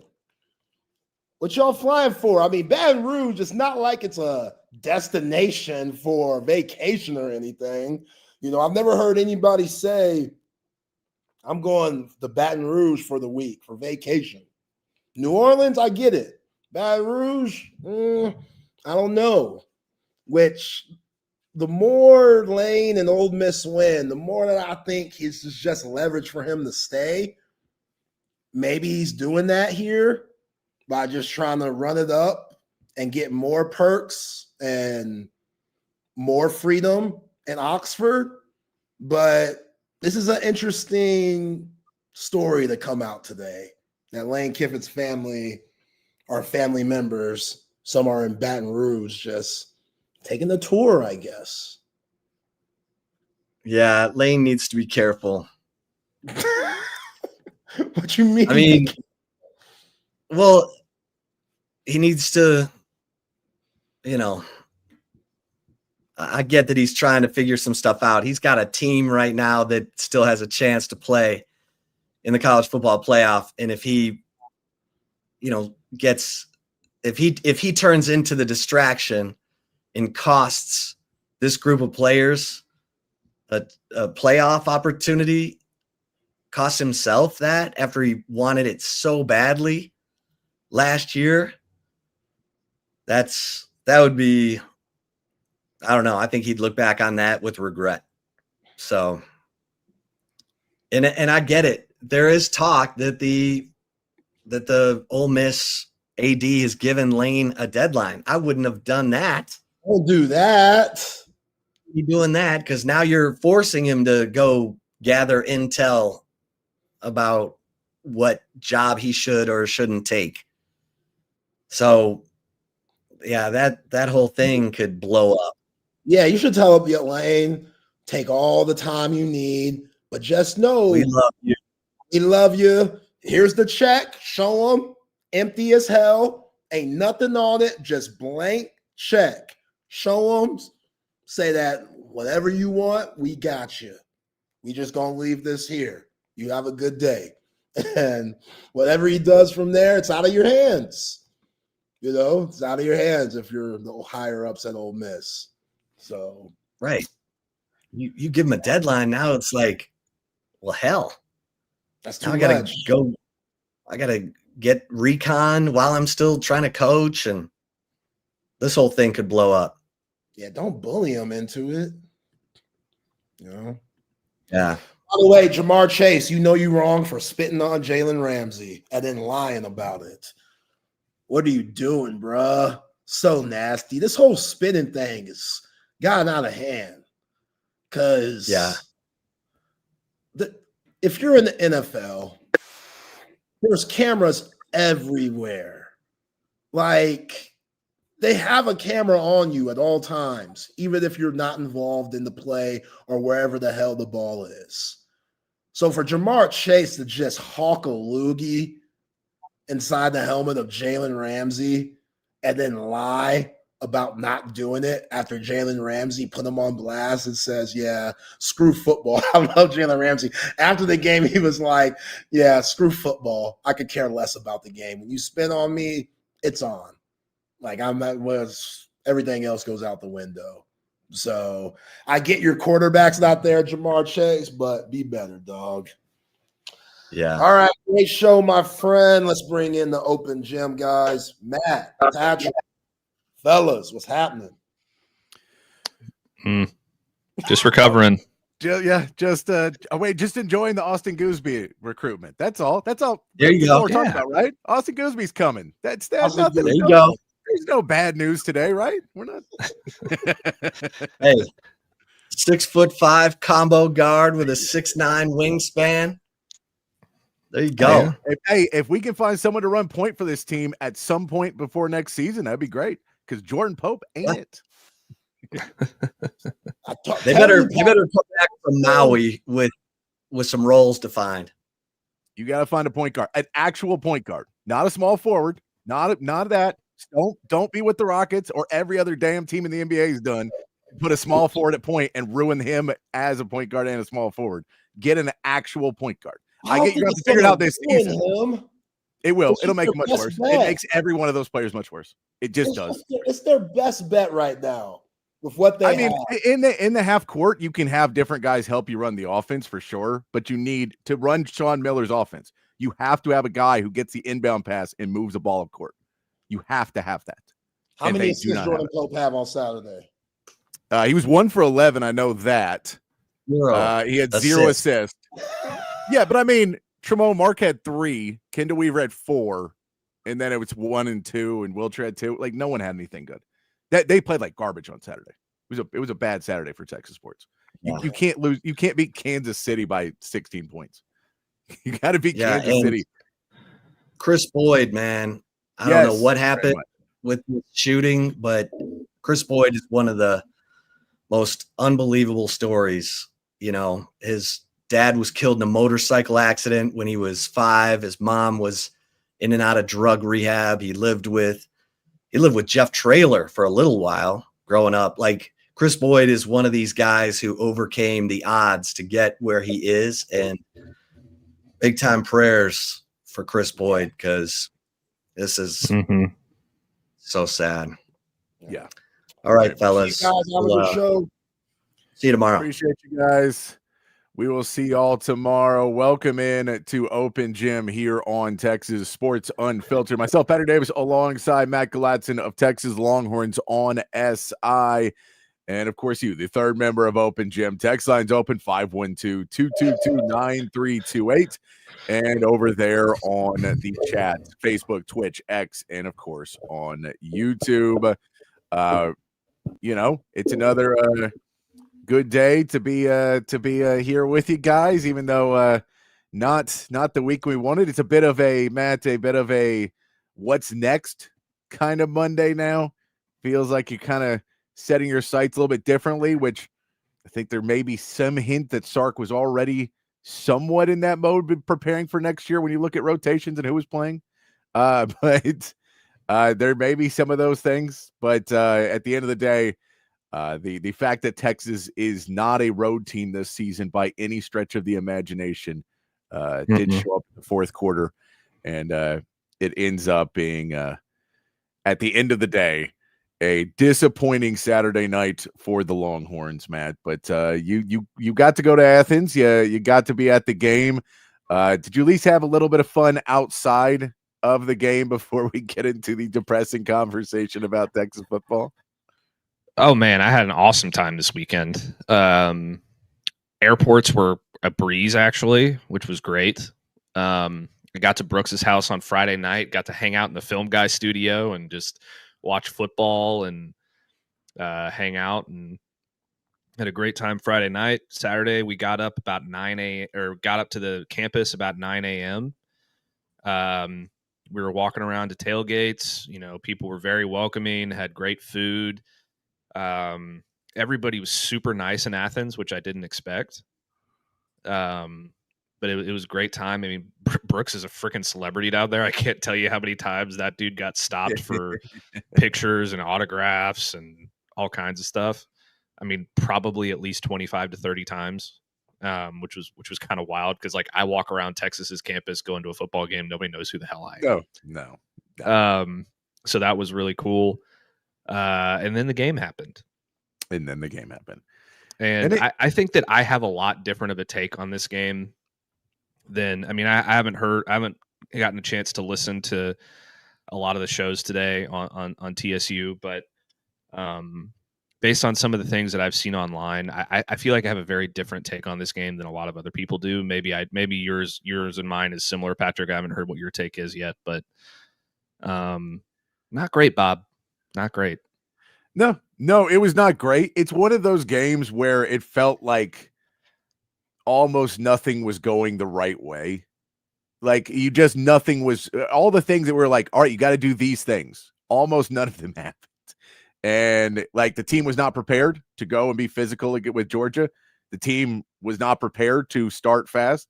The secondary was not fixed with Michael Taft coming back. There was no aggressiveness whatsoever in the play calling on the defensive side of the ball. The offense abandoned the run, even though this is the first time you actually had positive yardage on the run, and they completely abandoned it. Even though it was a 4-point game, you were still in the game at a point, and you could have probably still run the ball a little bit more at points in the game. I get it, but I just think there was a lot of things that in retrospect you can look back on and say, oh, you could have done all of these things a little bit differently, and maybe it could have changed the outcome some. But at the end of the day, we got back to what my biggest concern about this game is there's a really young team that does not feel like they understand what they were doing, and they didn't feel like they had the leadership on them. They didn't feel like they did that from week one. And in 2.5 months, they just didn't grow up enough to go play in that environment. And so there was a lot of problems that, you could get mad at play calling, you get mad at drops, you can get mad at everything else. But at the end of the day, it did not feel like there was anybody really stepping up to the point to get this to be turned around and get this team to play at a level that you have to be able to play at to be where they want to be in college football right now. They're not a terrible team.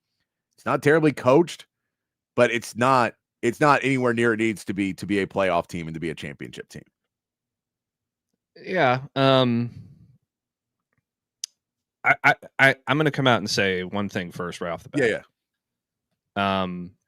If it wasn't for Arch Manning and Anthony Hill and Colin Simmons and to a certain extent Michael Taft, yeah, this would be a 5-7 football team. Yeah. Arch Manning is the only player on the offense at least over the last 3 weeks who has been consistent. He is far and away, as much as everybody wants to talk shit on him and give him crap for his inconsistencies throughout the year, he is far and away this team's offensive MVP, and it's not even close. He was the only good thing you had going in that game offensively on Saturday. And I was proud of the way that he battled throughout that game. Anthony Hill made one of the most incredible plays by a linebacker I have ever seen in my life on that interception. I don't think people realize how difficult of a play that was to make. And he deserves a lot of credit. I saw some stuff online. I'm not trying to call anybody out directly or anything like that. But I saw some things online from various different sources, like different media outlets and things like 3 plays that turned the tide in the Texas-Georgia game. This wasn't 3 plays that turned the tide. No, I mean... This game... No, go ahead. Yeah, go ahead. Go. You're good. No, this game, after the first series by Texas, this game was a complete ass-kicking from start to finish. Texas is lucky that this game wasn't 49-10 because the defense was able to stand up at a certain point in that game and slow Georgia's offense down to keep a minute for a minute. But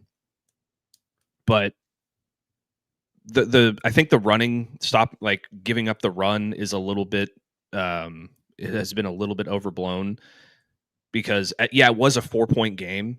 I do think they should have established the run more throughout the first half. I will say that. But in the second half, you get it to 14-10 and you feel like you're in the game. You're like, all right, let's go play some football. We still got a chance here. Then Georgia goes and scores a touchdown. And then they do the onside kick. And then they score another touchdown. And then you go basically 3 and out. And then they score another touchdown. It was an absolute disaster in the fourth quarter. But it really felt, and I'm going to get into Sark here in a little while about what I think needs to happen here. But it really, really felt like after that first drive, Kirby put Sark in a blender and just absolutely outcoached him in every single way, shape, and form throughout that entire football game. Same on the defensive side of the ball.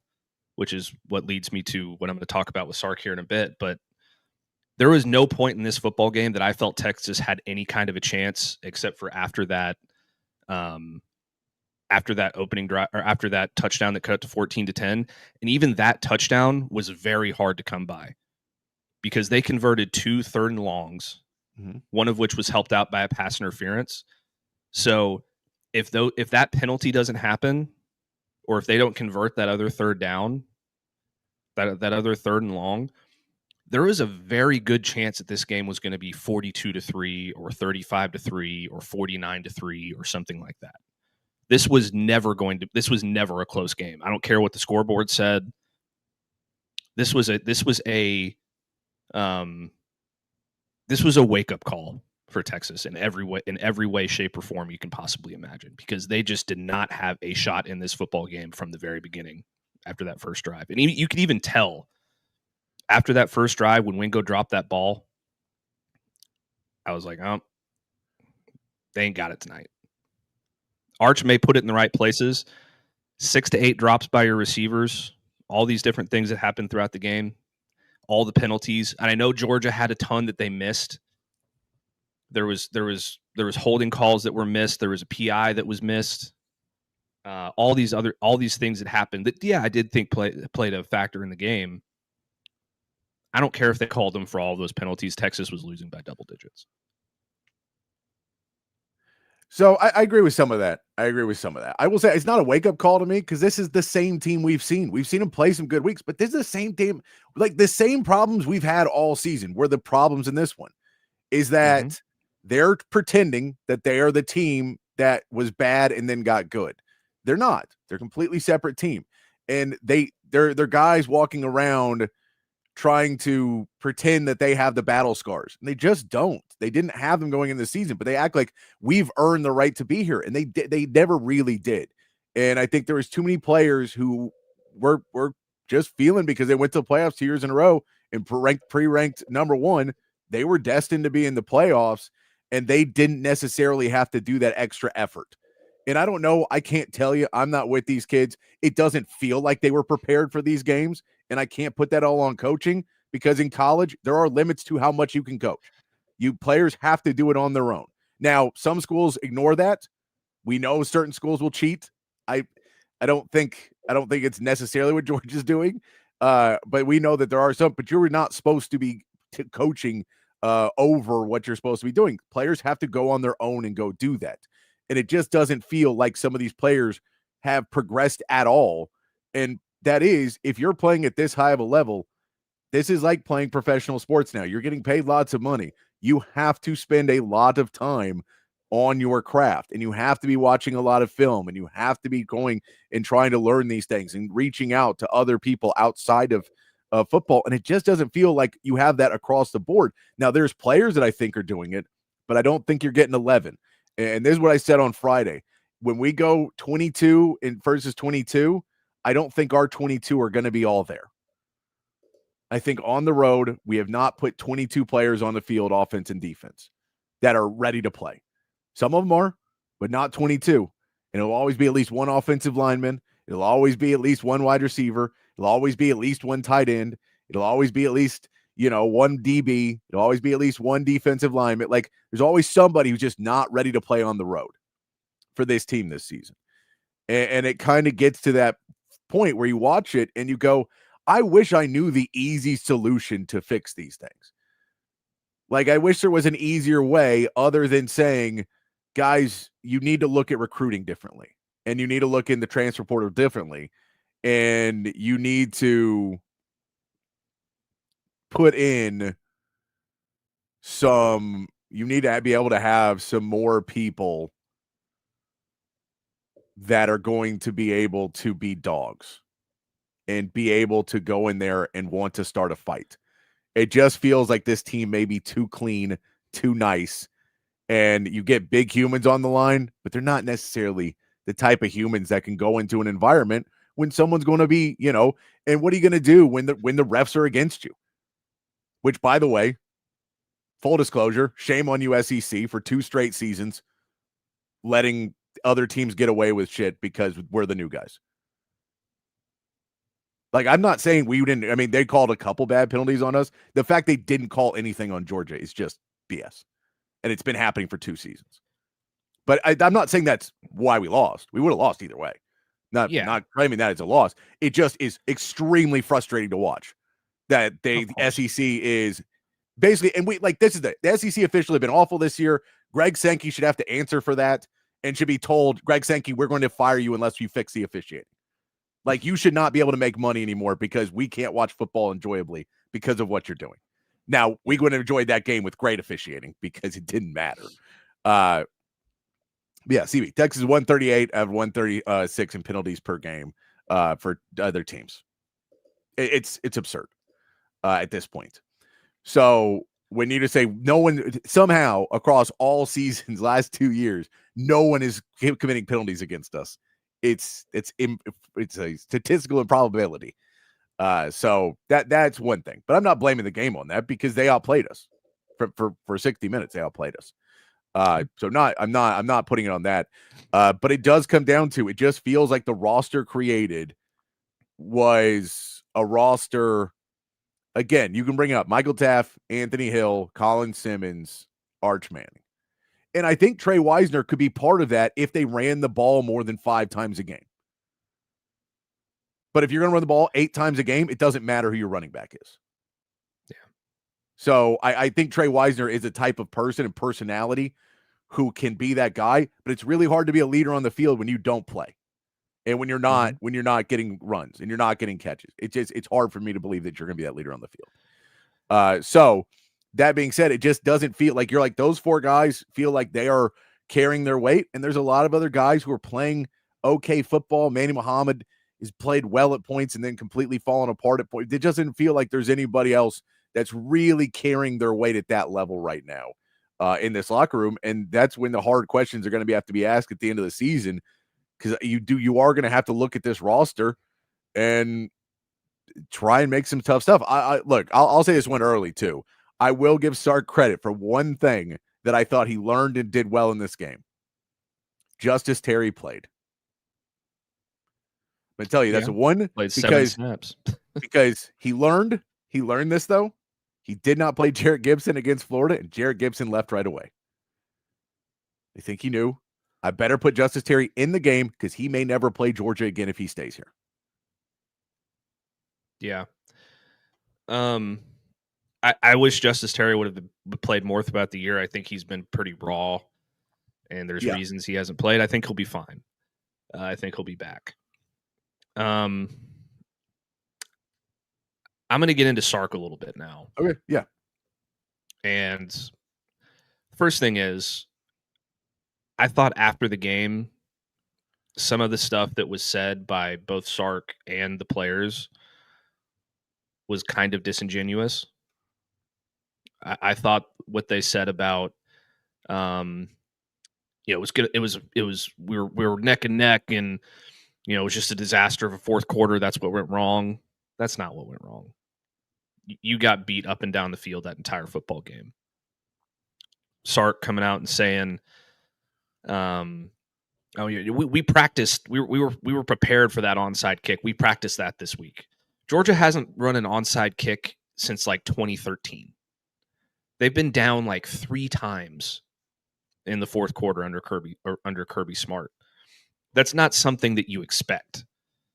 And that's not something that you necessarily prepare for. I mean, I get that you could prepare for that every week.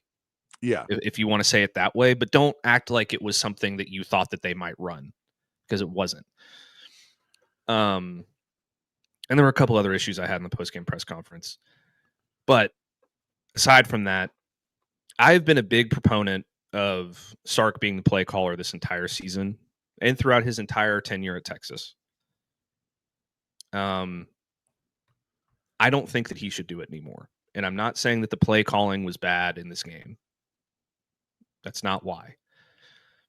I think that this game was emblematic of the reasons why a play calling head coach will never be successful and play at a national championship level.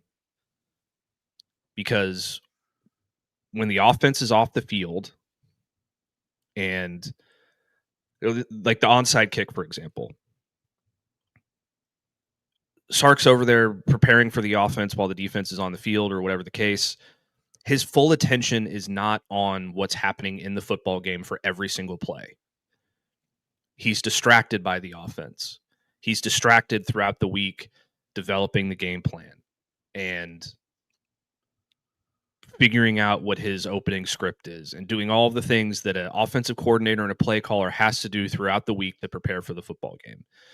And what that does is that puts way too much trust in your assistants to be able to handle all of the other stuff when you have coaches like Kirby Smart who don't call anything. Kirby Smart has never called the plays at Georgia in his entire tenure there. He has his hands in everything.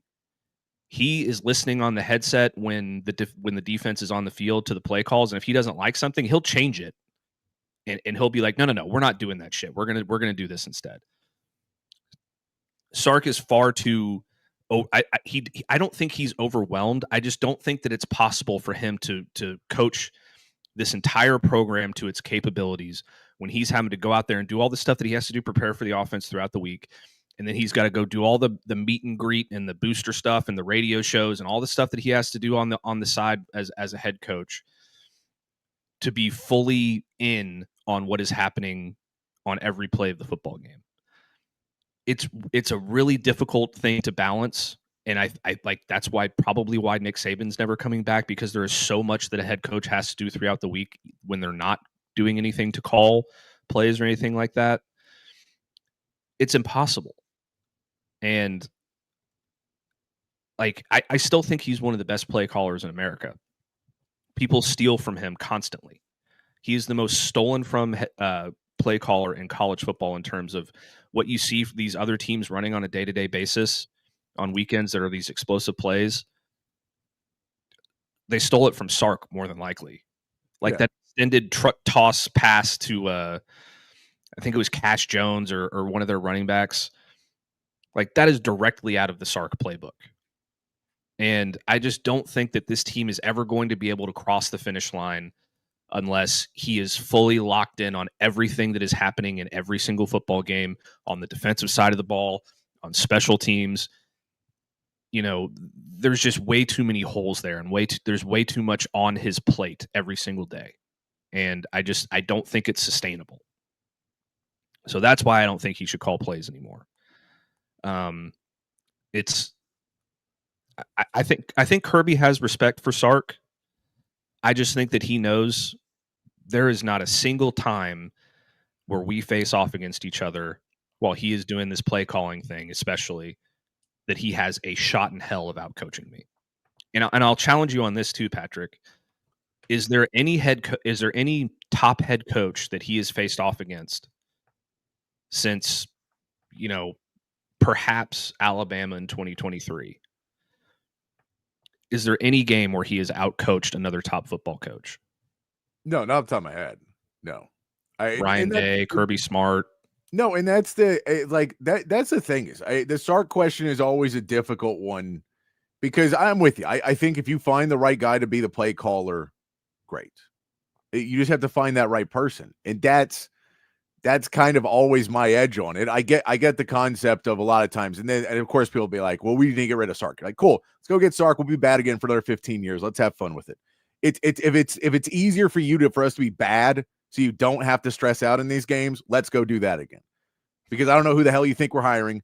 And just to let you know, a lot of coaches hate it here because of what the expectations are. That there's been one national championship in the last 40, 50 years, and they're expected to win one every year or you're a failure. That's a crazy thing to say, but that's what coaches are like. Why would I want to go there? I can make $1 million less money a year and coach somewhere like Ole Miss where they're happy that I'm competing to be in the playoff. And I'm going to get roughly everything else. It's going to be somewhat similar. It's not going to be like maybe the facilities won't be as great. Maybe there'll be a couple, recruits I lose out on. But the pressure is so much less than it is here, where every single game you're expected to. And, I get it. I don't think we're in James Franklin area of him not being able to compete in big games. But it's more not big teams. It is big coaches. And he's had issues with that of, not being there yet as a head coach. And I think that's the thing, is I do think he's grown in some areas, and this may be the next step, is get a play caller in there and grow into that next area of being a more facilitator, being able to do a couple of other things. Maybe that is the next step in the evolution of Sark. And I get Kirby wants to run a program. Look, I don't want to speak that ill of Kirby, but I think Kirby Smart would not care if his players died and he won a national championship. He's just that type of person. He's one of those guys like Urban Meyer, like some of these other coaches that have been around, that if you were one of his players and you were not a great player, you most likely be like, oh no, he would let me die for a championship. He just doesn't care. He's that competitive, and that's what he does. And I think Sark is not ever going to be that human. And I don't think Texas is ever going to hire a guy like that. By the way, I don't think Texas is going to ever hire a coach who will be that negative of a guy, because you can't do it in Austin. You can do it in Athens. You can't do it in Austin, because all you guys will be like, dude, I went to go shake his hand and he spit in my face and kicked me in the balls. I don't want that guy to be my coach. Well, I agree with that 100% about Kirby. And I want to be very clear about something. I'm not, and I know you don't think this, Patrick. I'm just saying for the general listeners. Yeah. I'm not advocating for Texas to get rid of Sark in any way, shape, or form. I think that he needs to bring somebody in to call the plays, is all that I'm saying. Yeah. And I know that that's not something that he wants to do, because he thinks he's an amazing offensive coordinator, which he is, and he knows that that's why Texas brought him in, because he's a generational offensive mind, and all that's true. But as a head coach, there's simply far too much on your plate for that to be a realistic possibility to win a national championship. And I also want to say this. There is not a coach in college football who has not struggled at one point or another going up against another head coach. This isn't something that's like totally wild that Sark struggles against Kirby. I don't know if anybody realizes this. Kirby has beaten Alabama one time. Yeah. And it was in a national championship game. The second time that they played them that season. You know what happened the second time that Texas played Georgia last year? Yeah. They damn near beat him.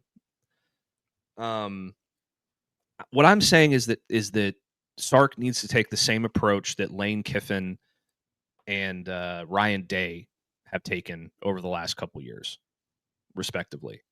Yeah, Matt couldn't beat Stoops. That's another good one, CB.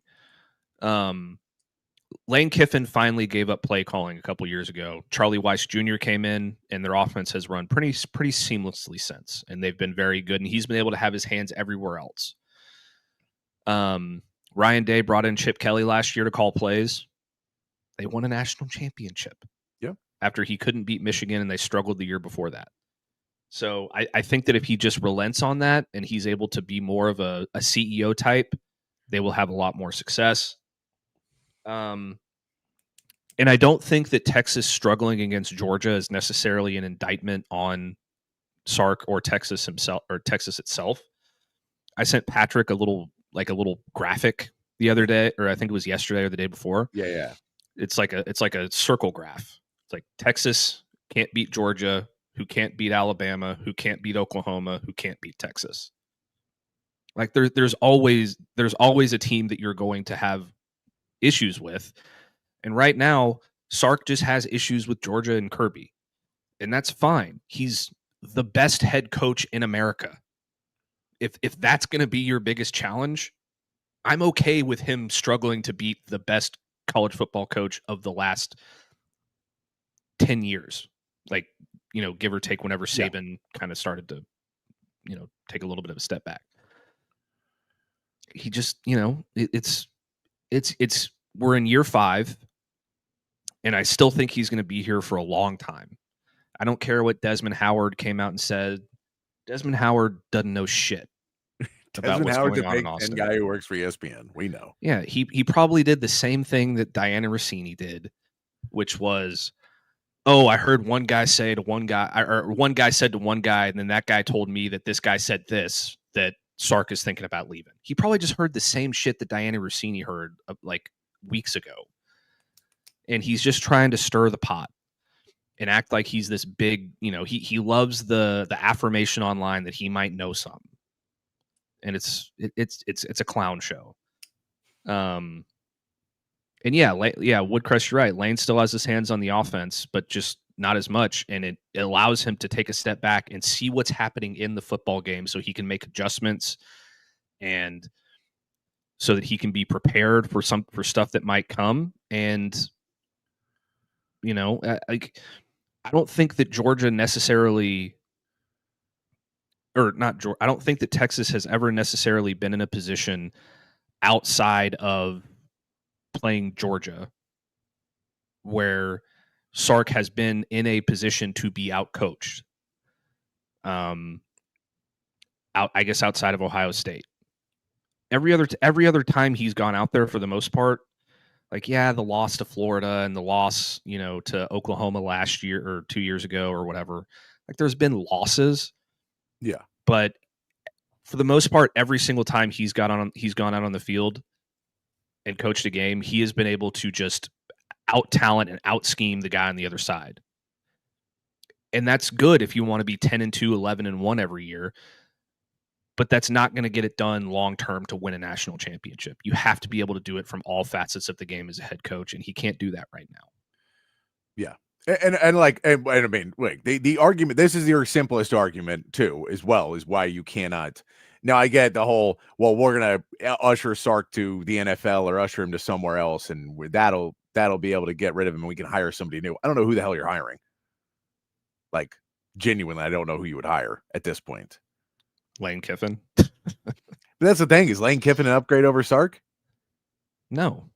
They're as close to the same guy as you're going to possibly get about like the issues that they have.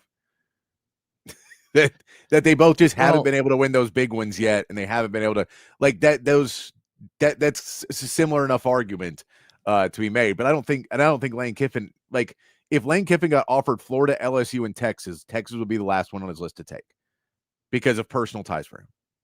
Probably. He has personal ties to Florida. LSU is where, you know, Nick Saban, like that's, I think there's both those jobs would appeal to him more than Texas would, especially if they just kicked out his buddy Sark. Yeah.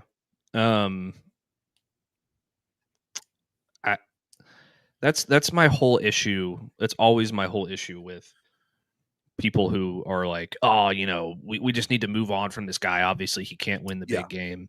You can't just go hire anybody that you want to hire. I get that you're Texas and you think that you can do that. But if that was the case, Nick Saban would have come to Austin. Yeah. He didn't do it. Oh, I'll tell you, I think that I do want to, I'm curious. You know how we switched, a couple weeks ago, they put AJ Milwee up in the box. I am curious if that is trying to set him up to be a play caller next season. I don't know if that's the case. Well, but okay. That would not hugely surprise me if that was what Sark was thinking. Let's put him up there and see, similar to what Ohio State did with Brian Hartline, which was, let's try and get him into the position where he can be an OC, play calling OC in a year or two. And then they just weren't quite ready last year, got Chip Kelly, and now he's the guy doing it this year. I'm curious if that's the same thing, at least Sark is thinking. Now, maybe CDC and everybody else has a different idea of who they'd like to bring in. But it wouldn't surprise me if that was a thought in Sark's head. I'm really glad you brought that up, because that is exactly what I have been thinking. Because I don't think that Sark is an idiot. I think that he knows that there is far too many things that he has to have his hands in to be a successful head coach at a national championship level. So he would like for somebody eventually to take over the play calling. I don't think he'll ever admit it. And I'm just saying this based on my own personal opinion. I haven't heard this anywhere, but that's just what I think personally. And I think that if he is going to do something like that, wants it to be somebody who is like-minded to him, knows what he likes to do, that he can trust to call the right things at the right time in the right situations, and who will scheme things up the same way. AJ Milwee would be that guy. 100%. If Sark gives up play calling, I would never in a million years think that he is going to reach outside of his own realm in Austin. Oh, you know who should get to be a play caller? Should get Lane Kiffin to be the play caller. Oh yeah, he can coach 5 different teams and be the offensive coordinator at Texas.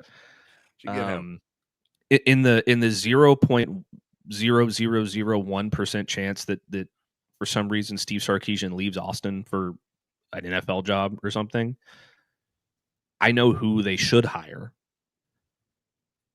But he might, I mean, and I think the guy would give it a shot, is Will Stein at Oregon, the offensive coordinator. He was a quality control coach at Texas from 2015 to 2017. He's got Texas ties. He's probably the best offensive coordinator in America right now. And he runs a very exciting brand of offense that I think Texas would really, really thrive in, and it would be an easy transition. I don't think that any of that's gonna happen though, because I don't think Sark's leaving. So it's, I don't think that CB, I don't know that CDC can really force Sark to do that. That's why he brought Sark in. I don't think he's going to sit there and say, well, if you don't give up play calling, then we're going to find somebody else. That's not how it's going to work. Sark's going to have to do this of his own accord. And whether or not he decides to do that remains to be seen. I don't know that it's. Here's the other thing I'll say. I don't want to ramble on too much, Patrick. No, go for it. Sorry for rambling. Oh, you're golden. You're golden. It's what we're doing. It's Monday. This is the other thing that I thought immediately after the loss. And my brother is actually the one who brought this up to me a couple weeks ago. I think it was after the Mississippi State game, I believe.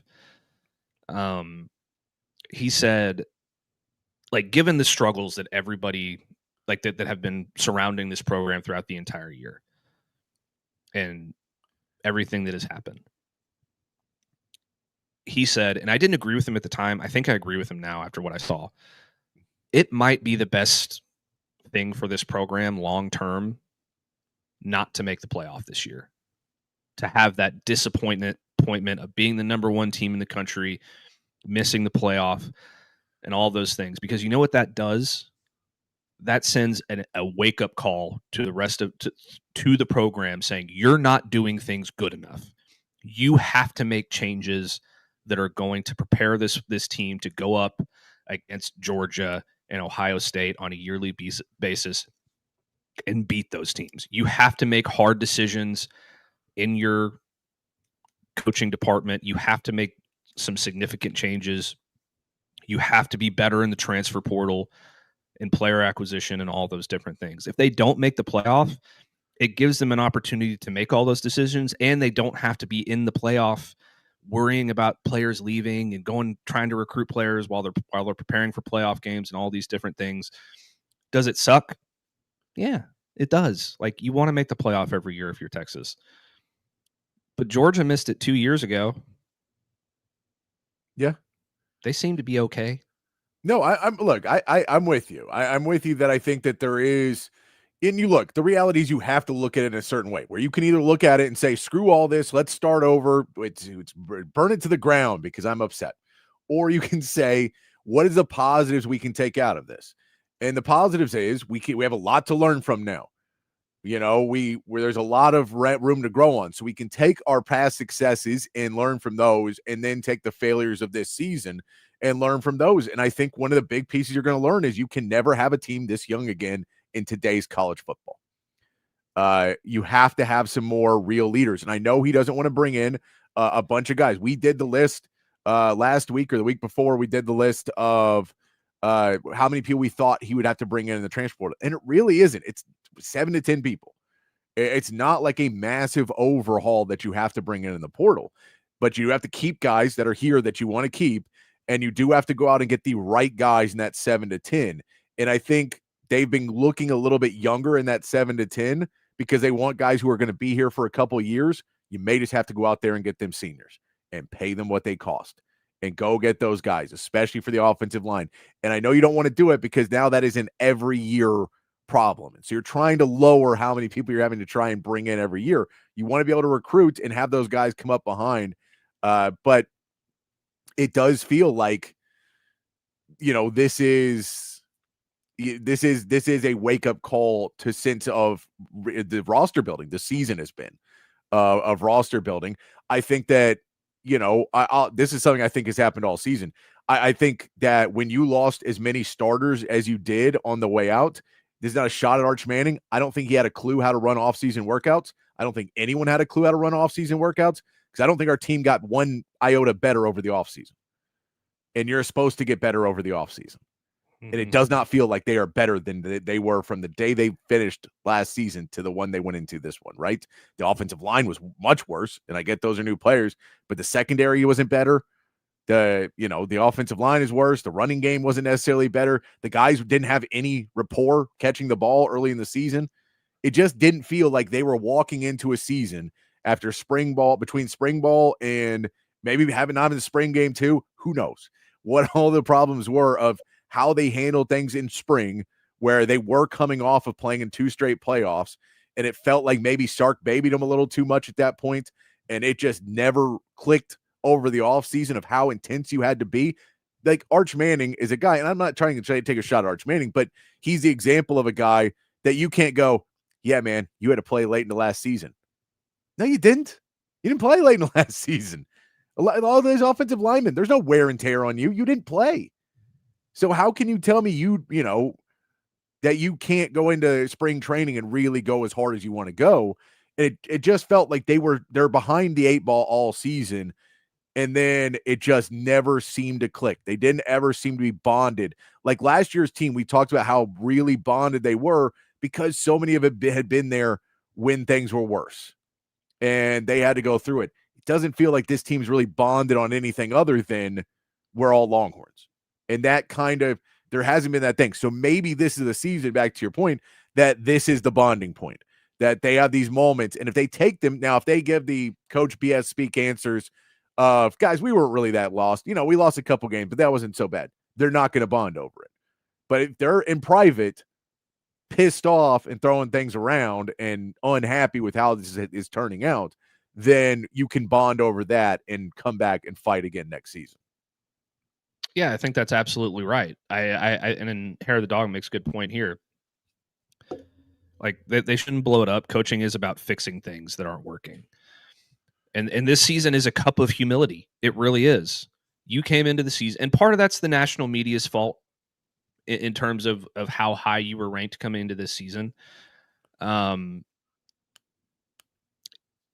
you're breaking in 10 new starters on offense and a couple new starters on defense, what was it? How many new starters on defense? You got 2 in the interior, a couple in the secondary. So you're basically breaking in 15 new starters on this football team. Yeah. It's really hard to imagine that team should be ranked number 1 in the country just because they've recruited really well and they have Arch Manning. So that's their fault to a certain extent. And that's why when Sark says, has this team underachieved, or when Sark is asked, has this team underachieved, which we'll get to in a minute, he kind of balks at it. I really do think that this season is going to be a learning experience for this team. It's going to give them a chance to recalibrate, fix some things, make some changes. And let's be clear too. You can still beat A&M because you're playing them at home. I think this is a decent team at home. I think they suck on the road. They've sucked on the road all year. So I think that playing at home against A&M in that rivalry game, we saw A&M. I know it's a trap game against South Carolina, but that was at home and they almost lost that game. Mm-hmm. So I think there's a real chance you win that game. It's a 3-loss season. You just missed the playoffs. It sucks, but it is not the end of the world. Oh my God, that's terrible. Now you could lose Arkansas and A&M, and this turns into a really bad season, like really bad. But you can win your next 2 games, and this is, you just come out of it and you go, this sucks. It sucks that we lost the Florida games. We don't lose Florida. We're in the playoffs. And so there's one game that we really screwed up. We lost to Georgia by 50, still be in the playoffs with 2 losses. Maybe. Yeah, I mean, if they're Georgia and Ohio State, if the teams are like 1-4 in the country, you're gonna get in still. Probably. At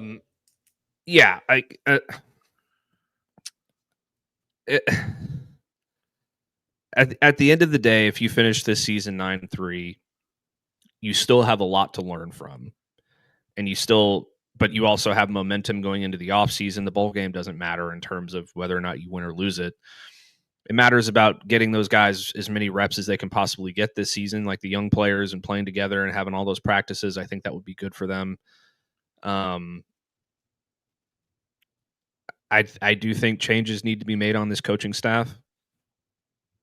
I think that would help a lot if they can find the right people. I texted Patrick during the game. And I told him which one of the ones that I think. I'm not going to say exactly what I said, but I think that I'll put it this way. I think that losing Blake Gideon and Terry Joseph was massive setback for this secondary, and they just didn't really play a team that could throw the football at a high level. I'll tell you that I think losing Jade Barron was a huge setback, and losing Michael Taft's going to be worse or just as bad. It's all about communication, and no one else. Jade Barron, until he started communicating, was also not great a year before. Like they just have to get that secondary to get everybody up for it. And yes, but I also think that some of the blown coverages and the way that these defensive backs are playing outside of Michael Taft, has been horrendous, and that's on coaching.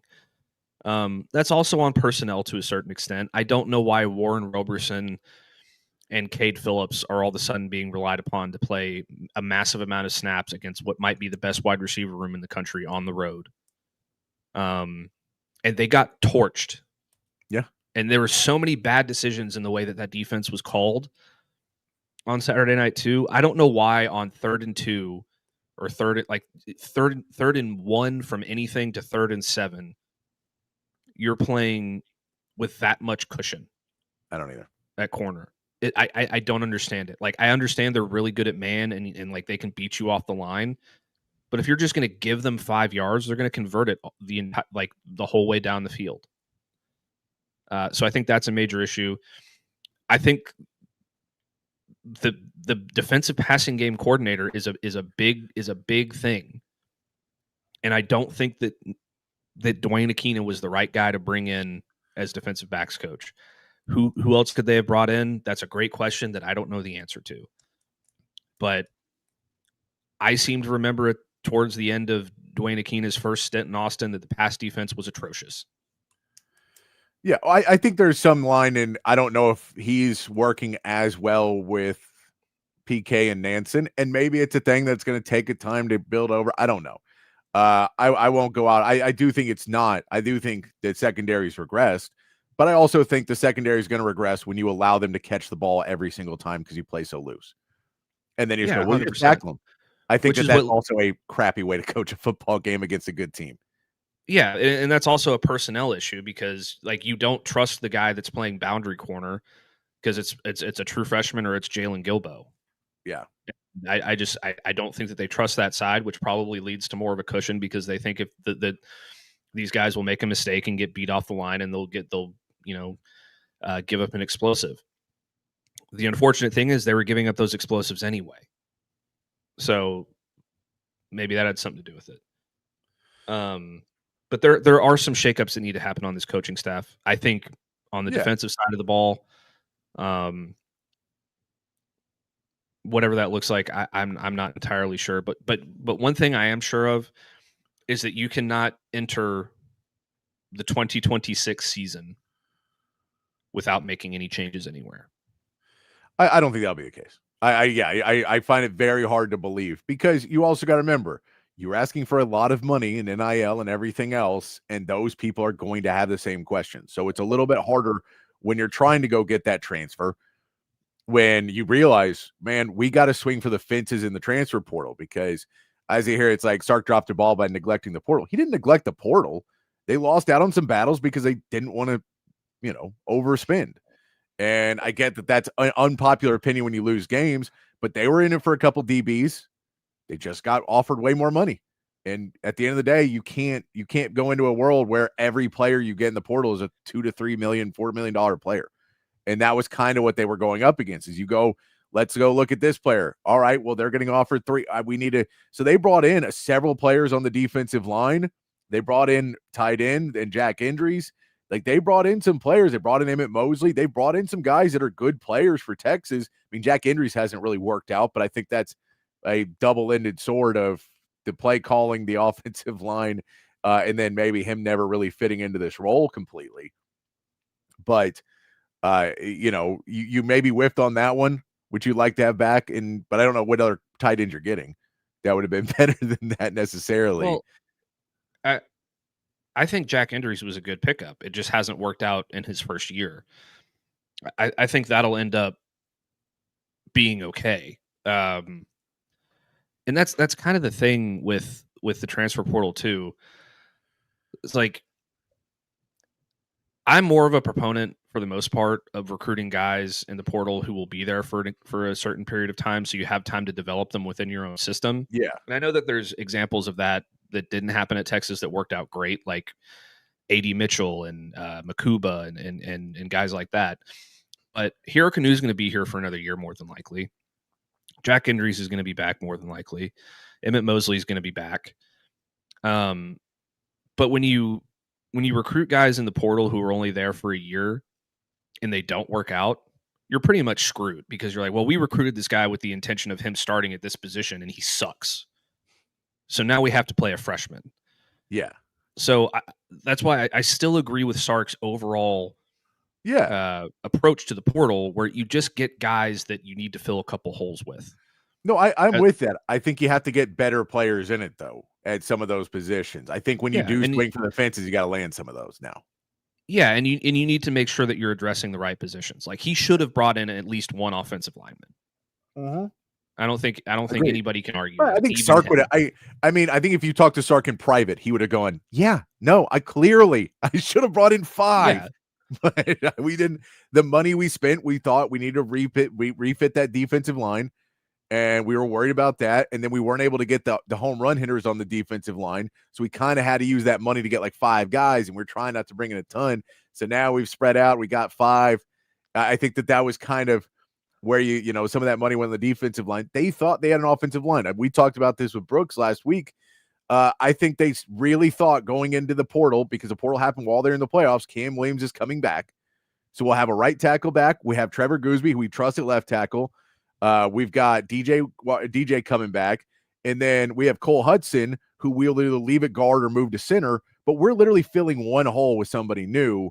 And we should be pretty, like, with somebody we don't know yet, the unknown quantity. We have 8 guys. Somebody's going to be able to do that.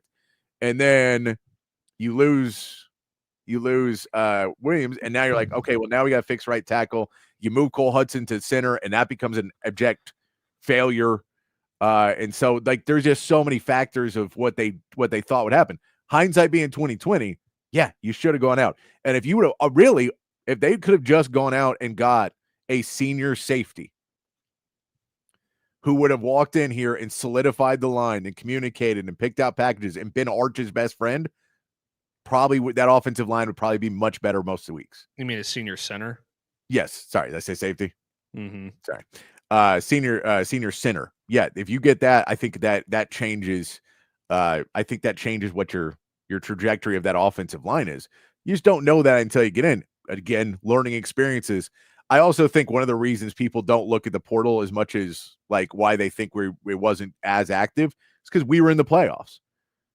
So, like, the coverage of Texas in the portal was somewhat overshadowed by Texas in the playoffs. So while, we were covering it and we were doing everything else wherever, we were at, there's still a somewhat flip of it of, okay, we're in the playoffs, so we're not going to, spend all day, every day talking about what the possibilities in the portal are, because the games were going to be much more exciting than going, well, we're offering this guy, this guy they're having hard conversations with, and it's down to us. And like, there's a bunch of places it was us in Oregon, and you're like, well, unfortunately, they have a guy who's willing to spend a lot of money. And so a lot of those ones, they were just able to get guys away, or you go us or Georgia or us or LSU or us, and someone else just outbids you. And that was they were big on player retention as well. When you say, we got to keep paying Colin Simmons, we got to keep paying Trevor Gooseby, we got to keep paying Ryan Wingo. And I get Ringo is probably one that maybe people are not as thrilled about right now because he seemed to regress. I was talking to my Alabama friends.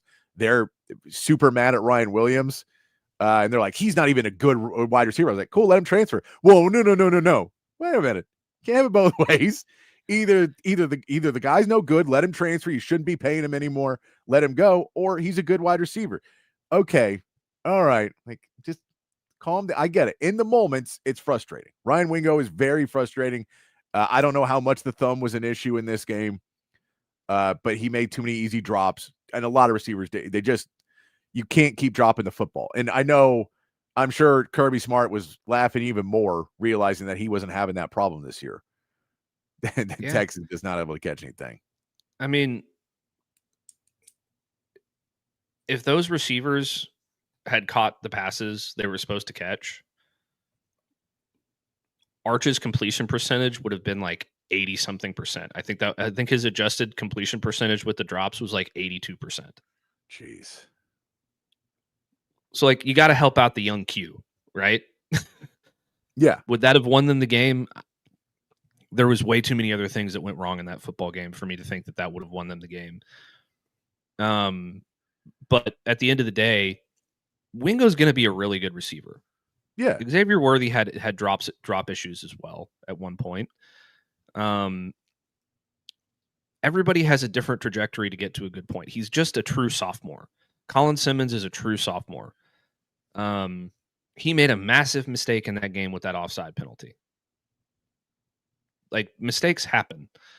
The problem with this football team is that mistakes built on mistakes, build on mistakes, built on mistakes, built on mistakes throughout the game. And that's the kind of thing that they need to fix. It's okay to have a drop every once in a while. Not every receiver is going to catch every pass that you throw at them. But there was just far too many things that went wrong in way too many different ways. Yeah, we say this team has not had the mental fortitude this year to mess up and come back on the next play. One of the things, as much as you can talk anything bad about Quinn Ewers, you want to say Quinn Ewers was one of the best of letting it slide off his shoulders. Just went up, next play, go right back to work. Throw a pick, and a pick off a receiver's hands or something like that, where you could be really pissed off about it and let that go into the next play, or he gets sacked, he get up, go to the next play. He was really, really good at that. And this team has, as a whole, has been really bad at that. When the defense allows a touchdown, they allow 2 to 3 touchdowns. Like they don't come back with a higher middle average. Okay, we really got to shut him down. Yeah, they make more mistakes. And so it's just they get a penalty, and then it's 2 penalties, and then it's 3 penalties. And Hair of the Dog, I'm with you. It does suck. We're talking about next year. We'll get into Arkansas a little bit later this week, but it's a Monday. We'll still talk Arkansas. That's still a game that Texas is going to have to show up in. So we will, there's still Arkansas. There's still a huge game against A&M. We can help ruin their season. That's a lot of fun. We can knock them out of we might be able to knock them out of the SEC championship game. I know that may change now that Alabama has got knocked that down. As their first loss in SEC play as well. I think so. But since considering Ole Miss won, that their Ole Miss is up there now but we can still mess with them and A&M. So there's plenty to look forward to for the rest of this season. It is just frustrating because the playoffs was the goal. Now, Sark was asked today, and I can play the clip here an hour or two for you. We won. If Sark was asked about being a disappointment, and he gave the coach speak answer, and it's frustrating. Like, you can't say, oh, who says it's a disappointment? I don't know, 99% of people. Like, other than you, maybe, we all think this is not what we wanted to see this season. Like, I get it. You can say, yeah, but if the judgment of what it's a good season, our guys tried hard. That no one wants to hear that from a football coach. Like that's little league stuff. That's little league stuff that you're like, we tried hard. And you're like, I get that. But now you have to be like, no, there was times where we screwed up. And I think he knows that in his heart. He just is not going to say that out loud. And that's what coaches do. First off, if Texas beats A&M and everything else goes chalk, it's Alabama, Georgia, and the SEC championship. So you can knock Texas A&M out of the SEC championship 100%. Good. The other thing is, like, I mean,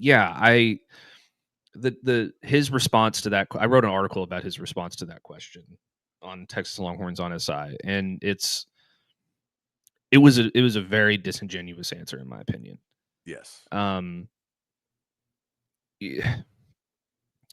I get that you're like the part of the quote that really bothered me the most, I think, was when he said, our guys there's been injuries and our guys have faced a lot of adversity. And after he said that our guys had faced a lot of adversity, it's like, yeah, they have, but it's all self-inflicted adversity. Like it was nothing that was caused by anybody else other than there yourself. There was. I'll tell you what, Matt, why don't we put a pin in that? We'll take our first break and I'll come back. I'll play the clip and then we'll talk about it a little bit more.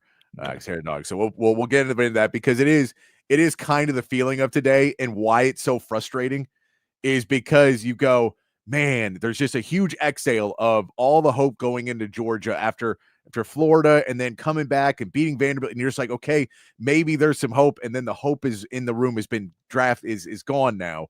And now we're just kind of sitting going, all right, we're sitting back in where we were and you're having to find your ground. And to have a coach say that, you don't like it. So we'll play that here. We're going to take our first break real quick, get these sponsors that keep us going here on Texas Sports Unfiltered. A quick mentions in 2.5 minutes. We'll be right back, and I'll play you that clip from Sark at his press conference today, and we'll get into that. And keep throwing in your reactions, guys. It is a Reactions Monday. I'll get to the text line as well when we come back here. About 2.5 minutes here on Texas Sports Unfiltered. At Sleep Cycle Center, we can treat your sleep apnea in various ways. My story starts 15 years ago with the loss of my father to undiagnosed untreated sleep apnea. And this is a very preventable disease, and treatment options are various. Millions of people across America have sleep apnea, and they fail to realize the early warning signs. Fatigue, daytime sleepiness, and snoring are the most common signs. We'll find the best solution using advanced technology, oral and epigenetic appliances, or CPAP. We offer weight loss, oral surgery, and laser treatments. Schedule your appointment today and get your sleep evaluation. If you're looking to remodel a kitchen, renovate your bathroom, or maybe add some new life to your outdoor space, reach out to our friends at McCall Custom Homes. They are custom home builders and renovators here in Central Texas, and they've been doing it in Central Texas for more than 40 years. It's a father-son team with a ton of experience, and all of that experience is here in the Austin area. So they know what it takes to turn an Austin area home into something truly, truly special. Right now, our friends at McCall Custom Homes are offering free estimates to TSU listeners so they can come out to your place, hear your vision, they can tell you what they can do, and then you can go from there. Don't just take my word for it. Check out their website, McCallCustomHomesATX.com. Look at the gallery of jobs they've done over the last 4 decades. And then when you're ready, again, reach out to them and they will come to you. McCallCustomHomesATX.com, or you can call or text Mike McCall directly at 512-633-9580. It's McCall Custom Homes. We build value into your home.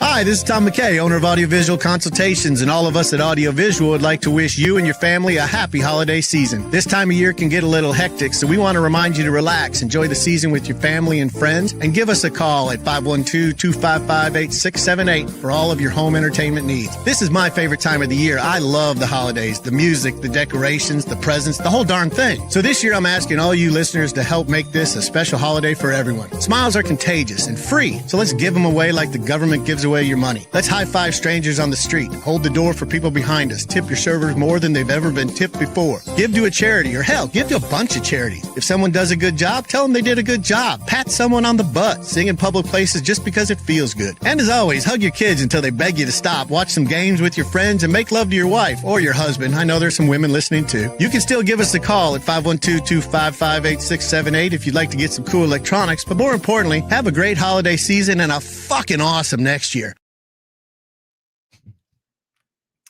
Back here on Open Jam on Texas Sports Unfiltered. Myself, Patrick Davis, alongside Matt Galatzan of Texas Longhorns on SI. And, of course, you're the third member of Open Jam. Text line's open, 512-222-9328. And over there in the chat, Facebook, Twitch, X, and on YouTube.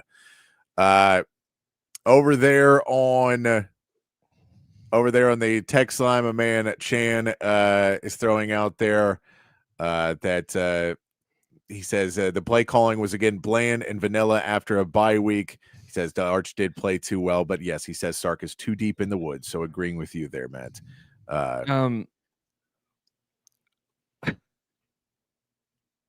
Okay. I don't think the play calling. I thank you, Chan. I'm glad you agree with me, but I don't think the play calling offensively was bland. I think what Sark is doing is he's calling the plays that his team can achieve on. and he knows that. And it may look like, it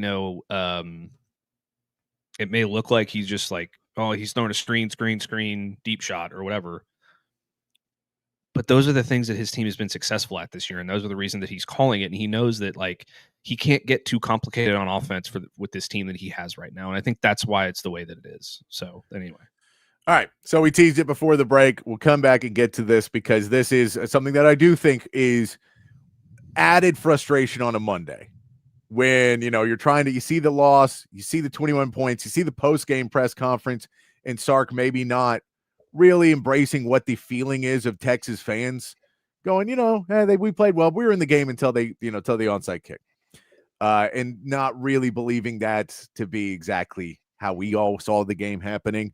Then you get into the bet, you're trying to recover and feel better. And then he is asked a question by Kirk Bowles. I left the question in. Normally I cut the questions out of these responses. I left it in because I think you have to hear how it comes about. So I will not take it out of any context. I will play it for you. So we will not set the context differently, Matt. We'll try and be impartial on this at least by not skewering the man in his own words. Here is Sark in his own words when asked about the team underachieving this season. Steve, what would you say the main reasons are this team is underachieved? According to who? Well, when you're preseason number one, I think most people would agree 3 losses is not achieving what you are capable of. I mean, I guess that's into who voted us number one, okay? What I think is that this team has competed their tail off. They've been faced with a lot of different adversity and injuries, and a lot of stuff has come across this team's plate. And I'm very, very proud of them with their resiliency. At the end of the day, at the University of Texas, we're held to a very high standard. And the standard is to compete for championships year in and year out. And we're going to play the best teams in the country. We're going to schedule the best teams in the country. But by the end of the season, we'll play, of our 12 regular season opponents, 5 of those teams will be top 10 teams when we played them, so nearly half our schedule. And we have an opportunity at the end of the regular season to do something that nobody's done since 2019, and that's beat 3 top 10 ranked teams in the regular season. The last team to do that was LSU with Joe Burrow.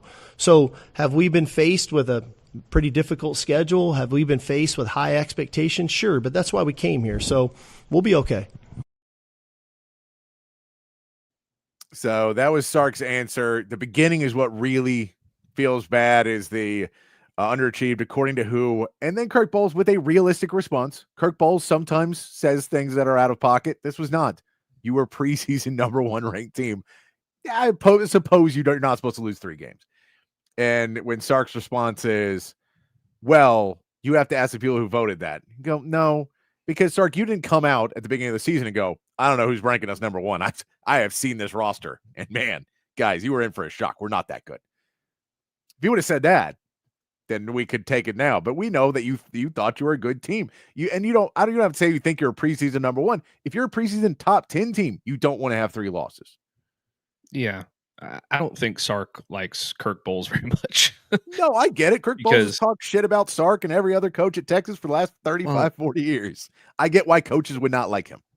Okay, but like that who vote, like you could ask who voted for us statement is a direct shot at Kirk, who is an AP voter, I believe. Yeah.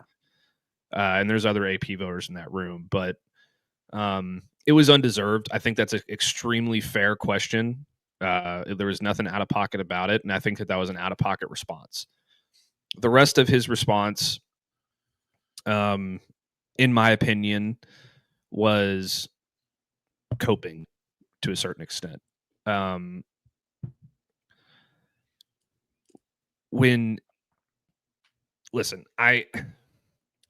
you talk about this team having adversity, and I this is kind of what I was talking about before we went to break. When you talk about this team having adversity, the adversity that this team faced was no more than any adversity that the previous iterations of playoff Texas teams had faced.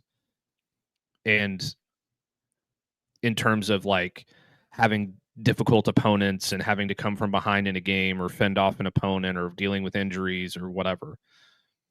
But the majority of the adversity that this team has faced has been due to coaching and the situations that this team has been put in due to roster construction and what has gone wrong on the defensive side of the ball in the last 4 weeks. I don't think that this defense is very good anymore. I think that they're good at stopping the run, and I think they have a really good linebacker and a really good safety. I don't think this is an elite defense. They were one of the top teams in America in pass defense after the first, after the Oklahoma game. They were in the top 3. They're ranked 91st or something like that now. This isn't a good defense. It's a defense that can give you trouble. And all of the different stats that that is wrong with this football team, I guess I'll say it that way. Texas ranks 82nd in third down conversions, 98th in fourth down conversions, 85th in red zone scoring, 119th in penalties, 106th in the nation in tackles for loss allowed, 86th in sacks allowed, 80th in total offense, 68th in scoring offense, 103rd in the nation in rushing. If it wasn't for Arch Manning's 6 rushing touchdowns, they would be last in the country in rushing touchdowns, tied with Charlotte. They rank 91st against a pass. They've given up 30 points a game in each of their last 3 games. And there is a very good chance, because Arkansas is not a bad football team. No. There is a chance that you could start the season as the preseason number 1 team in the country and go 7-5. 100%. So yes, you are underachieving and you are a disappointment this year. And to put a reporter on blast for asking the question of why that is, because it's true, I think is a little bit disingenuous, and I think it's kind of a bad thing. I'm with you. I think that that's what I say is Kirk has asked out of pocket questions before. That wasn't one of them. And so I get why coaches have problems with Kirk Bohls. I get it.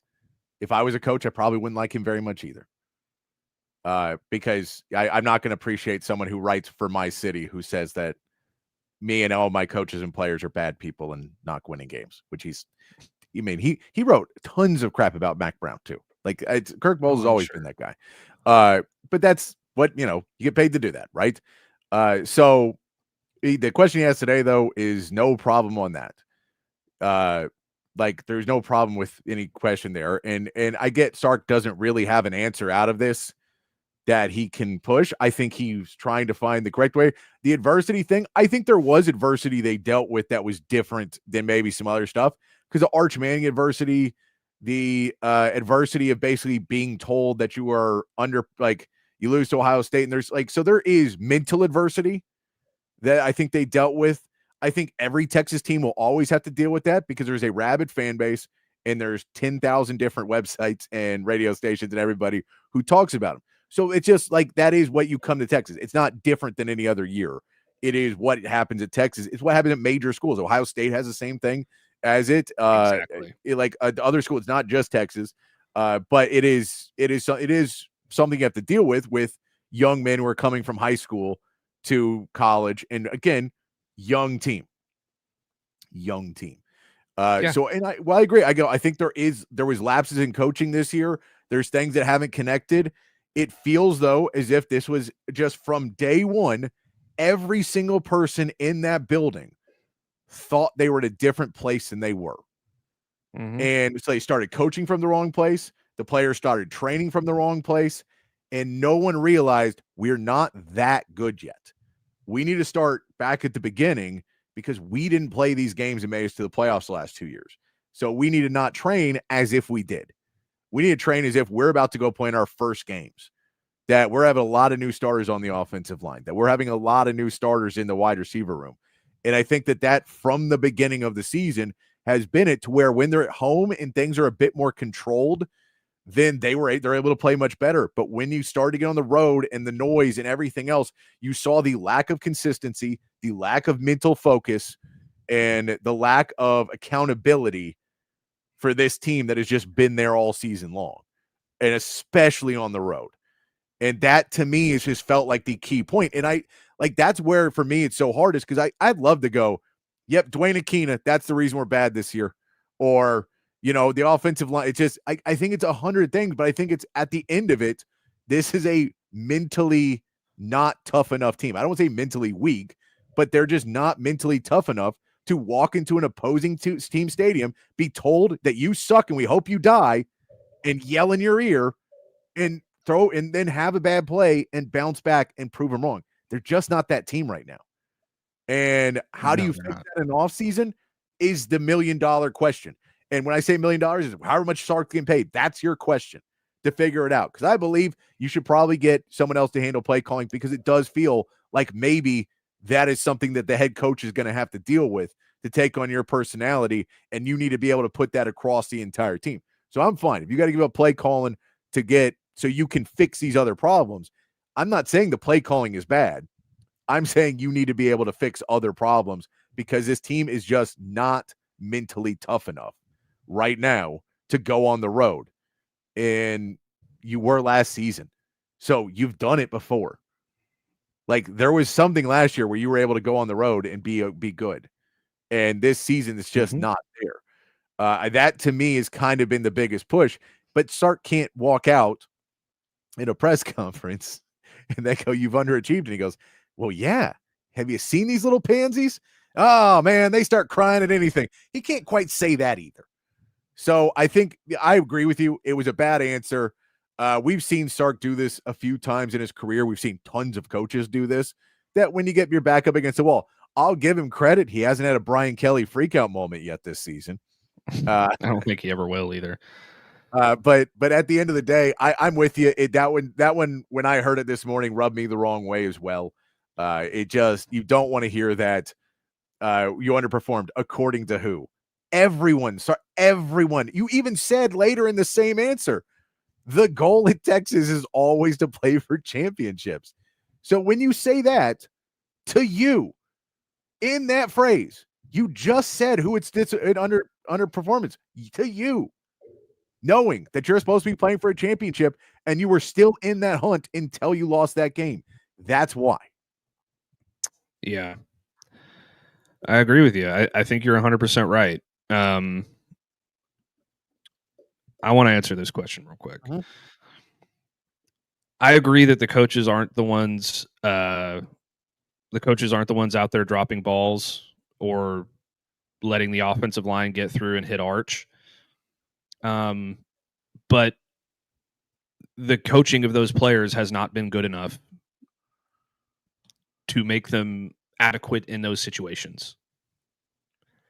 Everything that happens on a football field is a reflection of coaching, whether it's a position coach or a coordinator or whatever the case may be. There is zero excuse for, like, and I get that mistakes happen. I'm not saying a team is going to play mistake-free football for 12 games in a regular season and not have any hiccups or anything like that. But when it's a consistent issue, that's a reflection of coaching, because these players are like teenagers and young adults who are 20, 21, 22 years old. It's very rare that you're going to find a player like Torian York for Texas A&M, for example, who can sit there and call out every single play on that the offense is running on the other side. Michael Taft can do that to a certain extent, but the lack of eye discipline, for example, in the secondary, it is not a player issue. It's an inexperience and a coaching issue.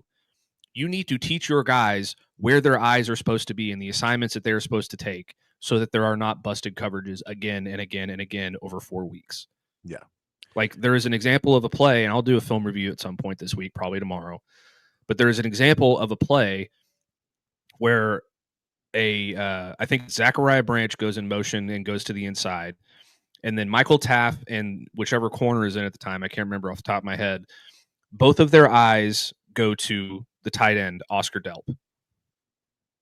Or maybe both of their eyes went to the same place, which when those receivers ran their routes and separated, one of them was wide open. That is a busted coverage, and that is on coaching and guys knowing what assignments they are supposed to take off of the snap. So that is a reflection of, and that's kind of what I was getting at, is like, yeah, these players are really talented, but Patrick is right. They're not mentally tough enough. I don't think that some of them are physically tough enough. Some of them have to put on some weight and get stronger and get more aggressive.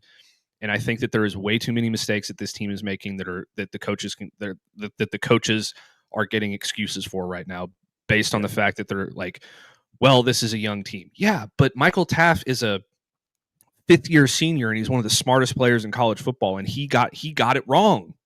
Yeah. So it's a bunch of different factors that go into it. And I do think too, you're seeing this, and this is something Sark talked about a lot with Quinn Ewers, was paralysis by analysis, which is guys basically freezing because they've been given too much information in too short of a time, which does go to coaching and pushing back. That, again, when I talk about you starting them in the wrong place, that if you're trying to take algebra 3 before you know how to do addition and subtraction, you're going to fail the class.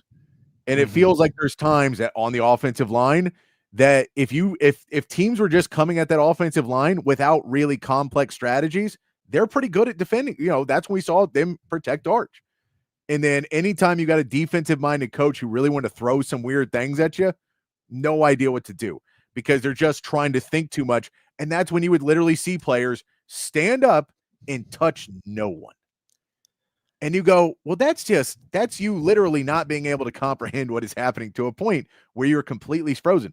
In the secondary, we've seen that too many times where guys go, and then they freak out and they don't get on their spot. And in the game where you're talking about playing with some of the fastest people on the planet, you can't get flat-footed.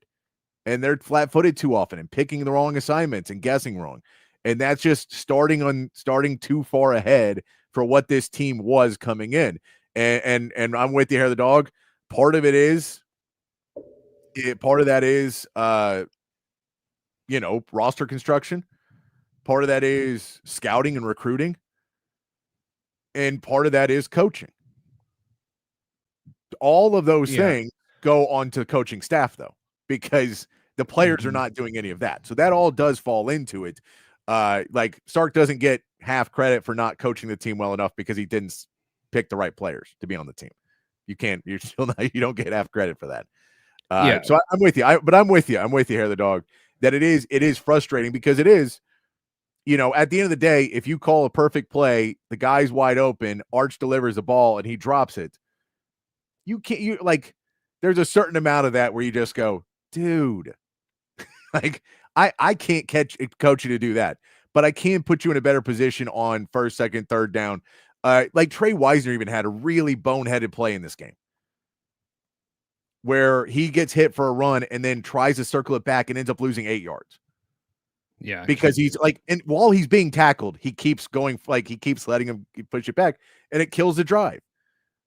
So I think that there's stuff like that just happens way too much with this team, especially on the road. Well, here's the other thing I'll say, about the drops specifically. I think that is coaching because look at the drops that Ryan Wingo has. Yeah.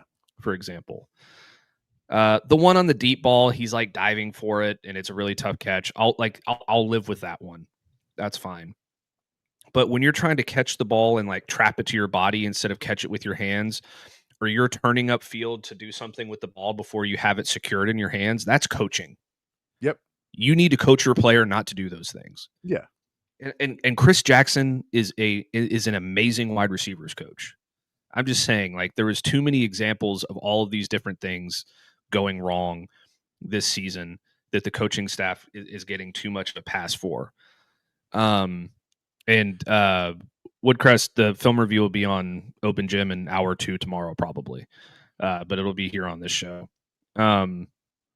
Yeah, I mean, there's just a cascading effect of mistakes that this team makes that have been due to coaching, and you can't. But at the same time, you can't expect a guy just because he's a 5-star recruit to come in and start and just be amazing at every single thing that he does. Yeah, So, and even the best players make mistakes, so it just is what it is, and they have to fix it. No, and Naman, I'll tell you this: I don't think we have top 3 talent this year. I mean, we have good talent. I'm not saying we're bad, but top 3, I don't think we have, because there's way too many position holes where they're just not anybody they can find in there. So I think there's really good players, but I wouldn't go top 3. I think there's definitely more talented teams out there this year than Texas. And that, again, goes back to the coaching staff and the people that are going out and recruiting, because I get that we have recruiting experts. Experts, I'll do quotation marks, that cover Texas. People who've never coached a day in their life, never done anything to that extent, who will tell you and rank players based on film or based on weird stuff of high school games, and maybe they see, 8 highlights and then give them a 4-star and stuff like that. There's better recruiting, but then there's some text people and they'll go, we have the best roster because of these guys. That's recruiting is somewhat of a shady business in a lot of ways. Sometimes it's dead on, but sometimes it's also like you can't really tell. And even the coaches don't know. Like, you don't know when that guy gets on campus if he's all of a sudden going to be ready to play. So recruiting to me is always a bit overblown. You want to be trying to get the biggest net. So the better recruiting class you get, the more chances you will have hits in there. But every single recruiting class has misses. They just do. And that's across the board every place in the country. But before we move on to the next clip, I'll say this about a couple things about recruiting. Yeah. Basically how recruiting works with like 24/7 sports. Yes. Or On3 or Rivals is these guys who are scouts and recruiting experts, they will recruit like the 2027, like we'll use this year as an example. Yeah. They're more busy recruiting the 2027 class and putting initial grades on those players than they are at like the current class right now. And then what happens is those players get their star boosts. Like if a guy goes from a 4-star to a 5-star based on what offers they have. And then how much that name and how much traction that player can get at a high level on the internet. So like Felix Ojo is a tremendous example of this. Physically, he's an extremely talented player and he should be awesome. But the reason that he is the number one, my cat's sitting here in the background making all kinds of weird things. If you with Felix Ojo, if you look at what like the news cycle with this kid with the Texas Tech, like the NIL stuff and all these different things and all that, he's being talked about a ton. That's why that's one of the reasons that he's ranked so high. And yeah, he's physically talented in all these different things, but there's also other aspects to it is what I'm trying to say. Yes. And then there's a guy like Justice Terry, who is a 5-star recruit. But when you look at the type of environment that he played in high school, I was talking to Brooks about this on Friday night. He played at a place where, like, you remember the tapes of Arch playing against all these these kids who had no business being on a high school football field. Imagine Justice Terry, field, but they're not getting close to a college football field. Let's put it that way. Right.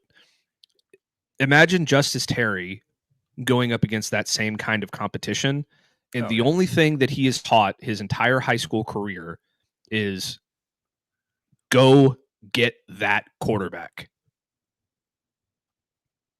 or go maul the guy in front of you. That's all Justice Terry ever did. And that's why it's taking him so long to get acclimated and play football at Texas, because he's never really been coached at a high level before. So all of those things are like you have to keep all of those things in mind. Just because a guy is from the state of Georgia doesn't mean he gets tremendous coaching. Just because a guy is from the state of Texas doesn't mean he gets tremendous coaching. Yes. All of those things go into it. No, I'm with you. And that's and so it is. Yeah, I think there's just the big question is kind of what you can't ask, and especially like these questions too, some of them are going to come in 2 weeks, 3 weeks, once we get past the next 2 games. Because right now Sark is also, he's been thinking about what they're going to be doing next season. I mentioned earlier the AJ Milwee moving up to the box, maybe setting up for something. He's playing, players that maybe shouldn't be playing as many snaps as they are. Now, Justice Terry probably should have played a few more. Some of the DBs probably shouldn't be, but maybe they're getting a little bit more playing time because, man, he understands I got to get these guys on the field before the end of the season. Like, we have to be ready. We're losing Manny Muhammad most likely. What am I going to do then? When I lose both my safety, I don't have anybody.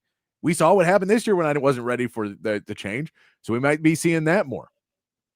So I think that, he's going in, but there's still 2 more weeks in this season that are both rivalry games, that are both, chances to either finish the season strong with a 3-loss, you're a top 15 in the top 15 team in the country still, finishing the season, or you're unranked and you're a 7-5 team. Like that's the 2 reality. Now you could be a 4-win team too. That's also a very real reality. You beat Arkansas, lose A&M, also a real reality. But I think that there's a lot of areas in there for where Sark can't really go out. Now, he's working on it behind the scenes, but you can't tell anybody what you're doing because he's still scouting. He's still working on recruiting. They're still already doing their transfer portal work probably already right now because you have to be ready for it. It's coming up in a couple months. So they're probably already, trying to figure out who's going to be in and what they need to put together. And I guarantee they have a list of what they need to put together. And it's one of those lists that's way longer than you want it to be.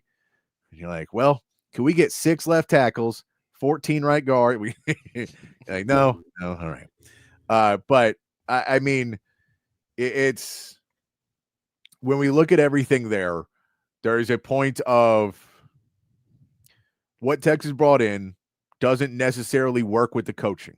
It's an issue that you have again at every school of like you bring in a defensive coordinator and then you get players for his system. And then one of your coaches leaves and now your defensive backs are being taught in a different way that maybe is not necessarily what it was before.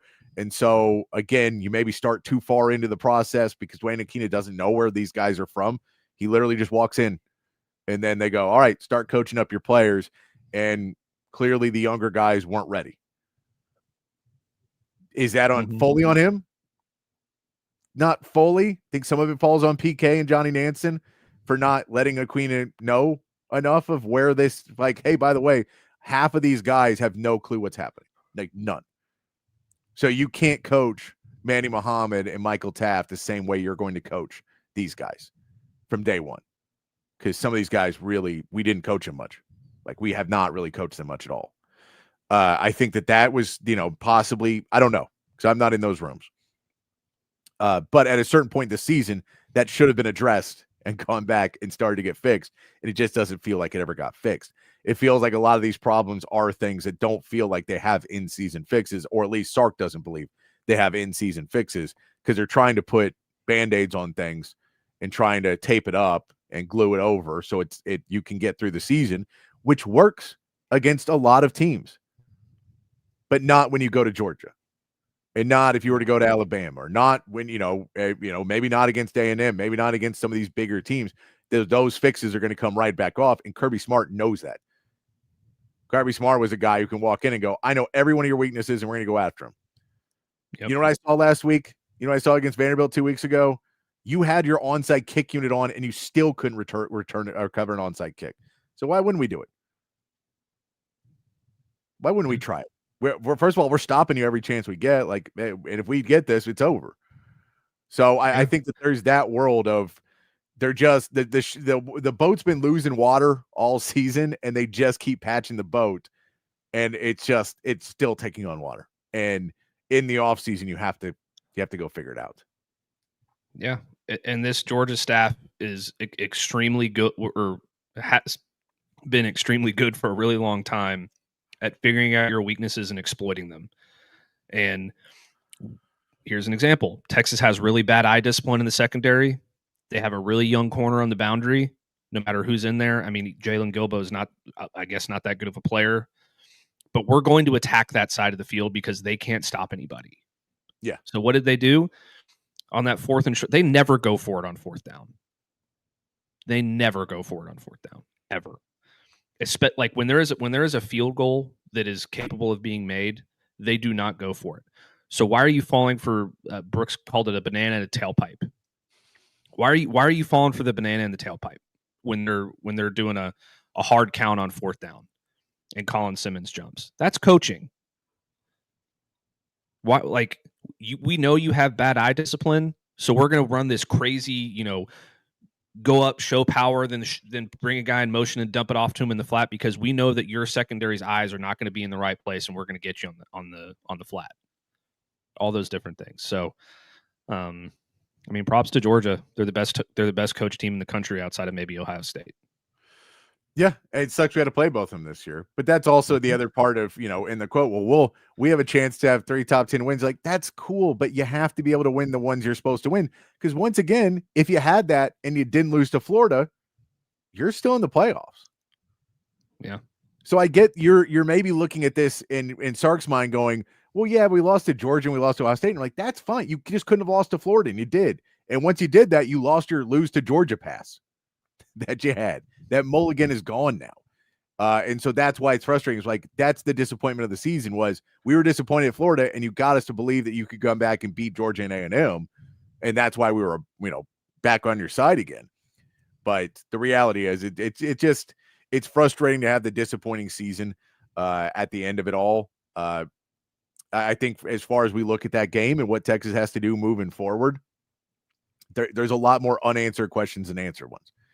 Because we'll be completely frank, we say, I think all these guys are coming back. You have no idea. Yeah. You have no idea if anybody's coming back or not. I can guarantee you there will be at least 4 or 5 boosters or schools or whoever else who is going to see blood in the water of a disappointing non-playoff season and go try and poach as many players out of you as they can. Yeah, absolutely. Like, that so happens every offseason. And they understand too. Look, we don't even have to go get these players.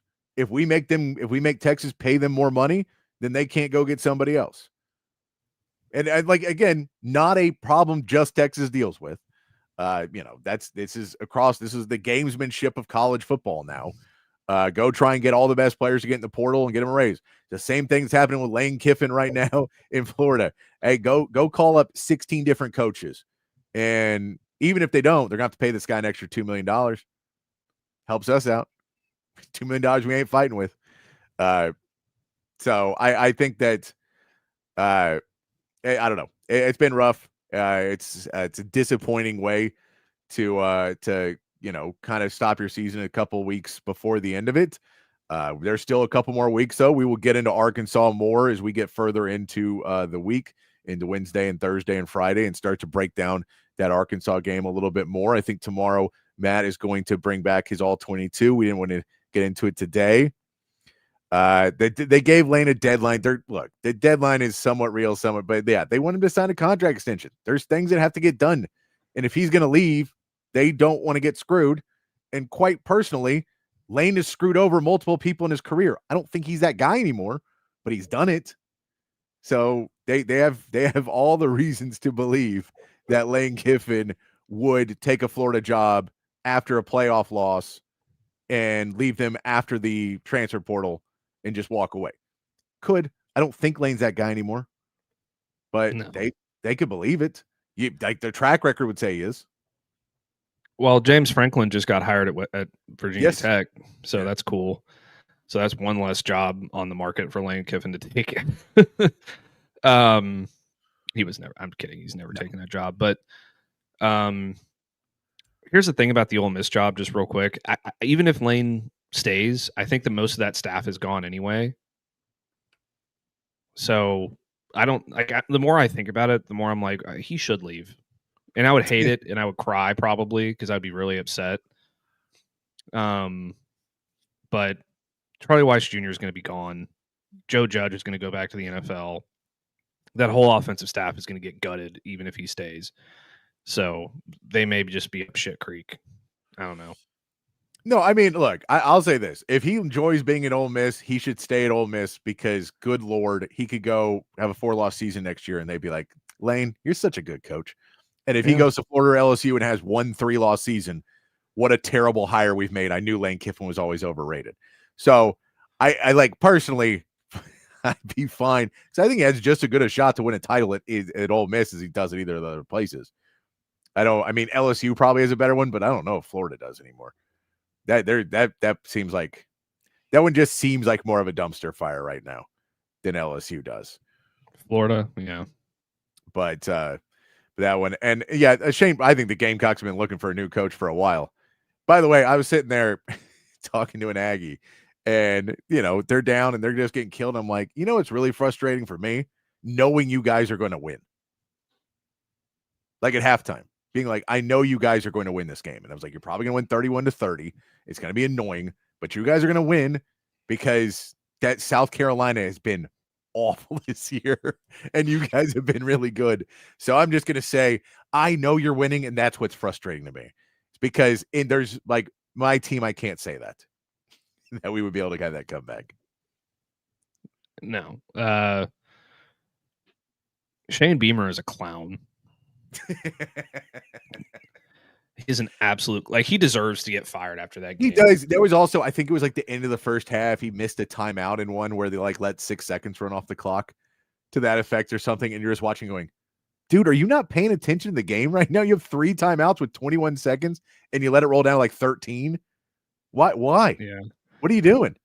And like after the first quarter, he's like, well, we beat this team by 24 last year, so we're not surprised. And then he's walking off the field doing the whole like, let's go to the South Carolina fans. It's like, dude, I would not do that. I'm telling you, you're going to lose.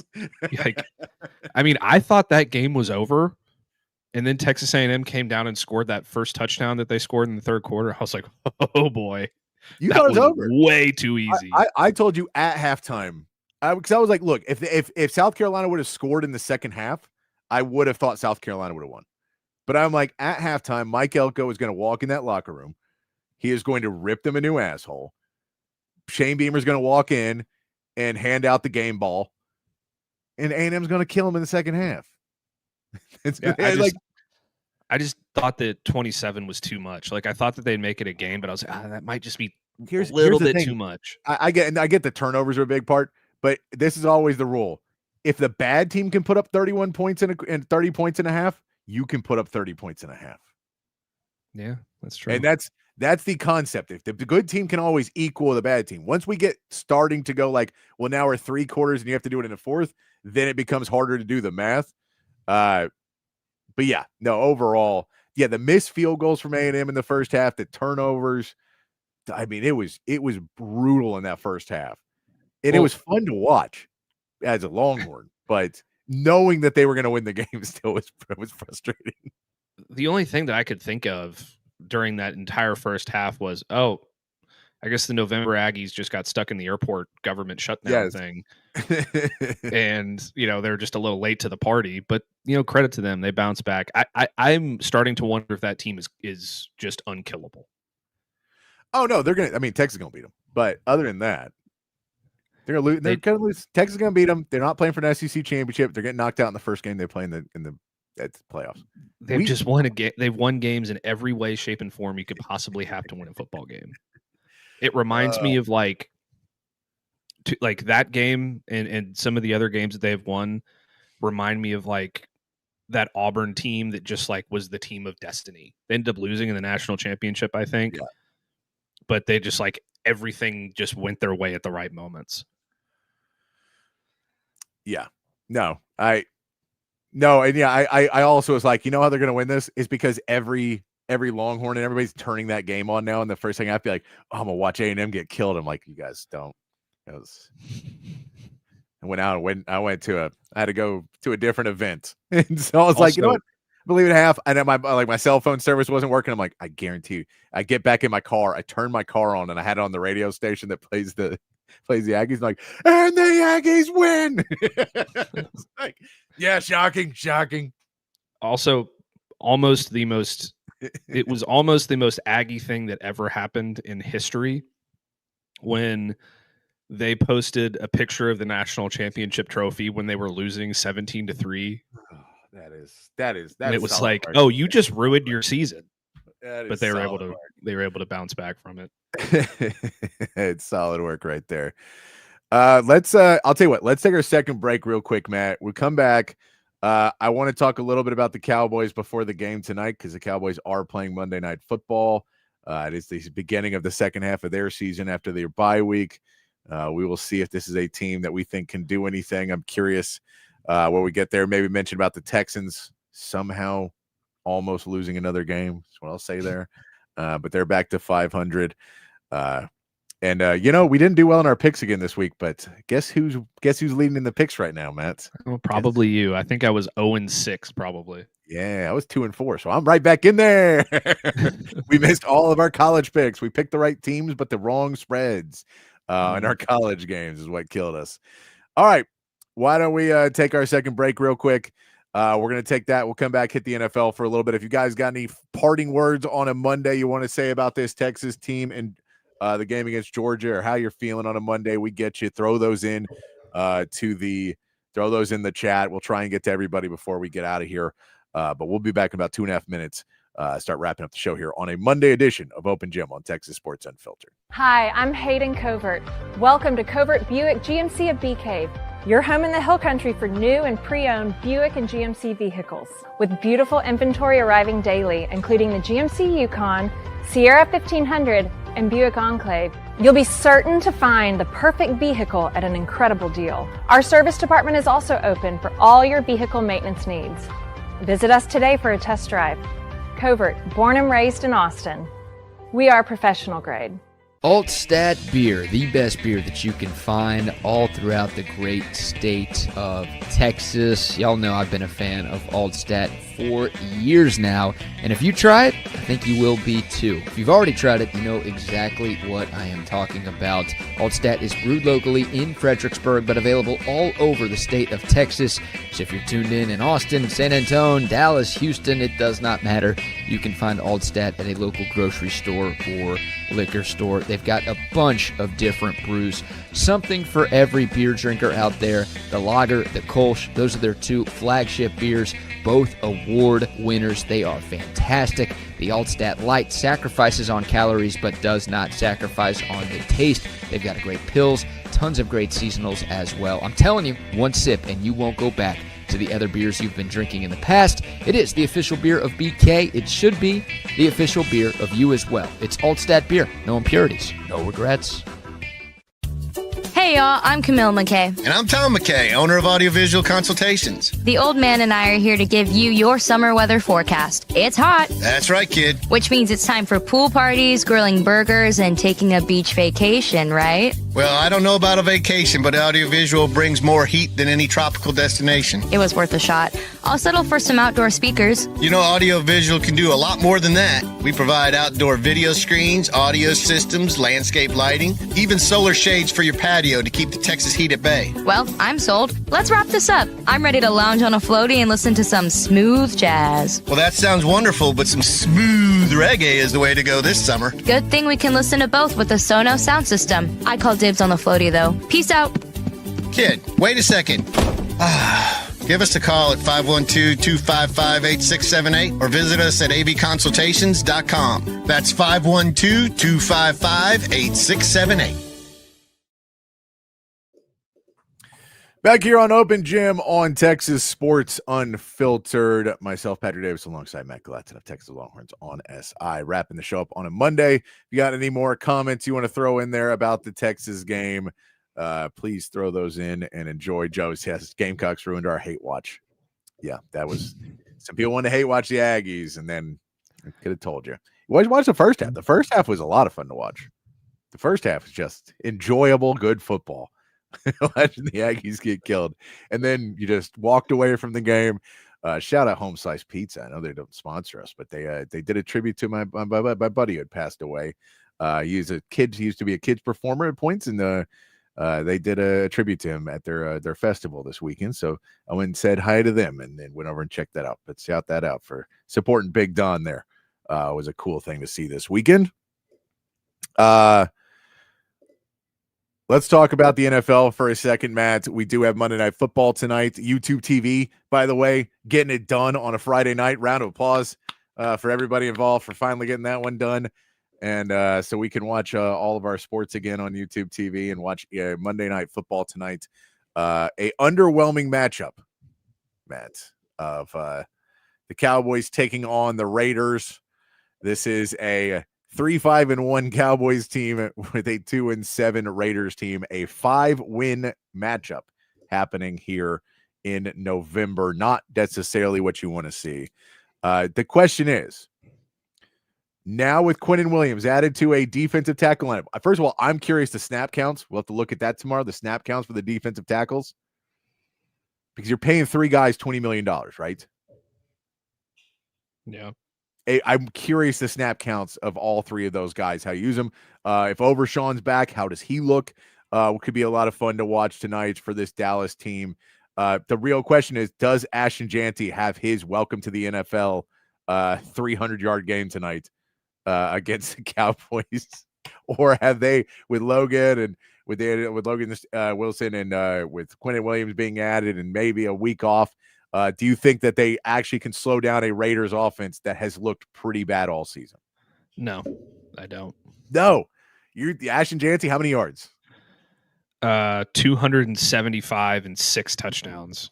Now, I mean, look, I think Quinnen Williams and Logan Wilson will help. I think getting DeMarvion Overshown back will help. I just think it's going to take more than the first game for you to start to see a difference in that. I don't think it's first game. I think this is just a bad Raiders offense. Chip Kelly has not done well. Him and Pete Carroll do not agree on how this offense should be run.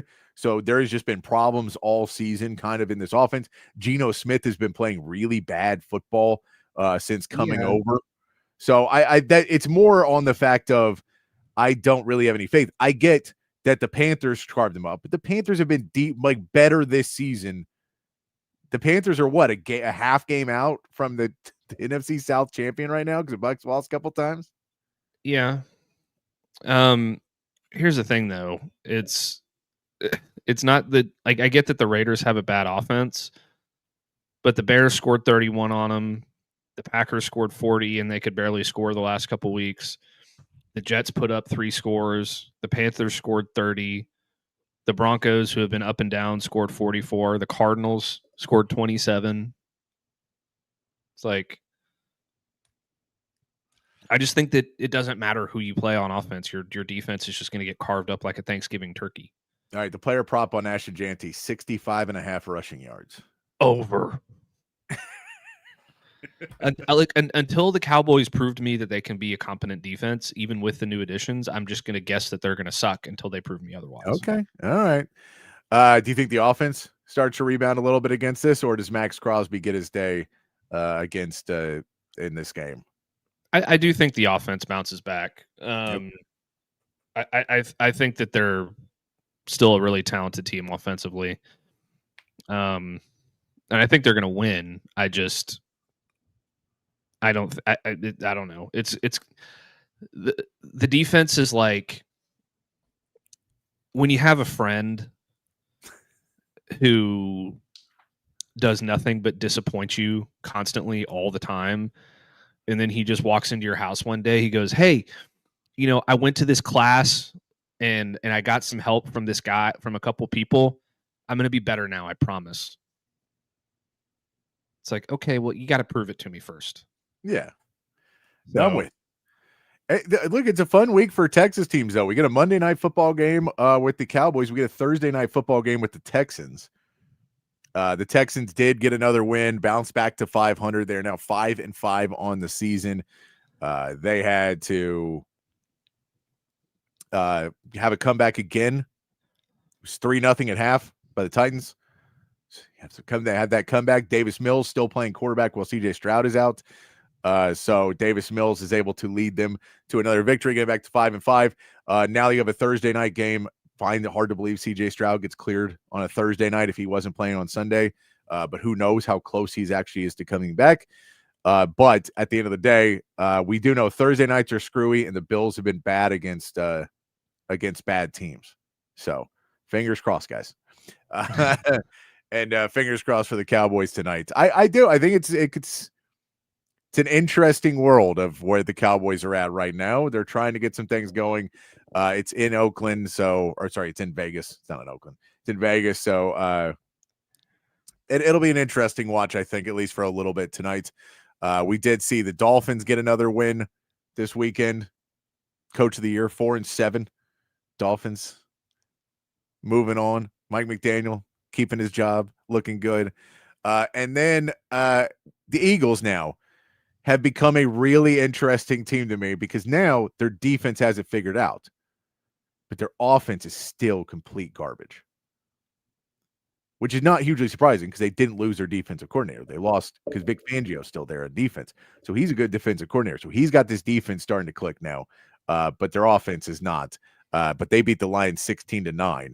And as I told you, the Eagles are just going to keep winning games because their defense is really good, and then somehow they'll just backwards into a win.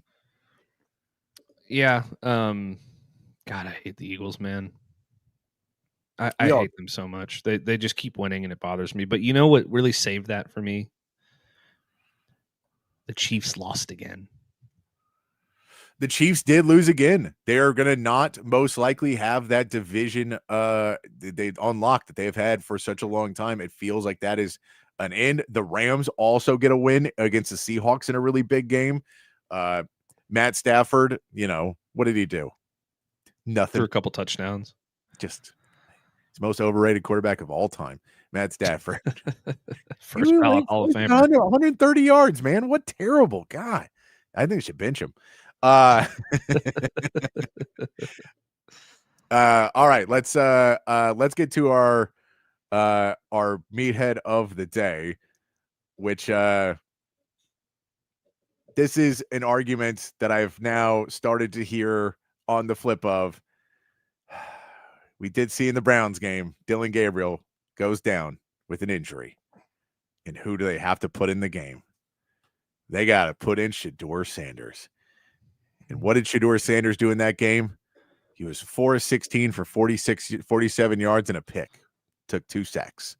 So, not the best start to his career, but if you want to talk to a Shedeur apologist, they'll tell you why. So there's Cam Newton now saying, guys, I get that Shedeur finally got in the game and he sucked. He wasn't ready to be a quarterback in the NFL. But it's not his fault. He should have been playing because he should have been the starter from week 1, but also he shouldn't have to play in Cleveland because that team's not good enough. So if Shedeur loses, it's not his fault. But if they don't play him, it's their fault for not playing him.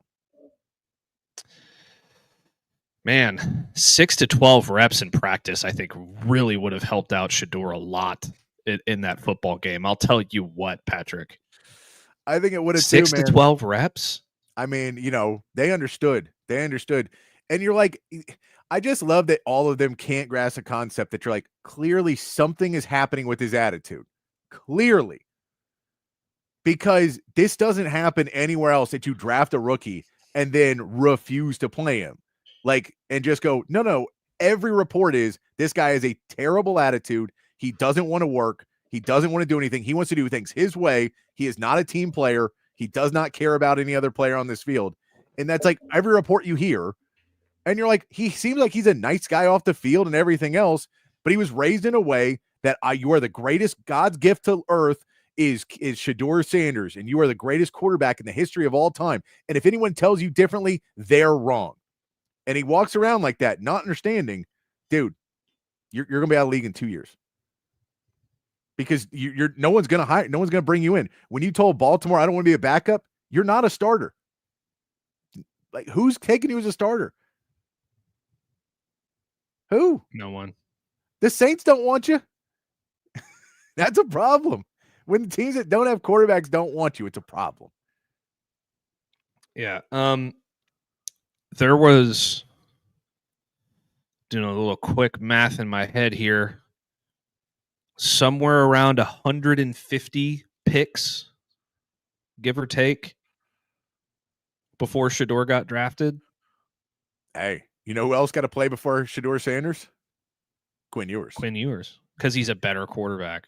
And Because he does things the right way. With a good attitude, man. Goes a long way. We're going to have a good attitude when we come back tomorrow, Matt. We'll get to Matt's All 22 review tomorrow. We'll have a better attitude. We're going to be happy and positive and not cry. That's what we're going to do tomorrow. But until then, we appreciate you guys hanging out with us. We'll start to get into more Arkansas talk as the week goes on as well. The season's still going, guys. We still got some games to win. So we'll get more into that. Texas basketball continuing on as well. Hopefully, we'll get more good news from that because it wasn't great this weekend either. We'll talk Cowboys tomorrow, too. We'll see what happens in the game tonight. But until then, be kind, be safe, keep your underwear clean. And we'll see you right back here tomorrow for more from Open Gym.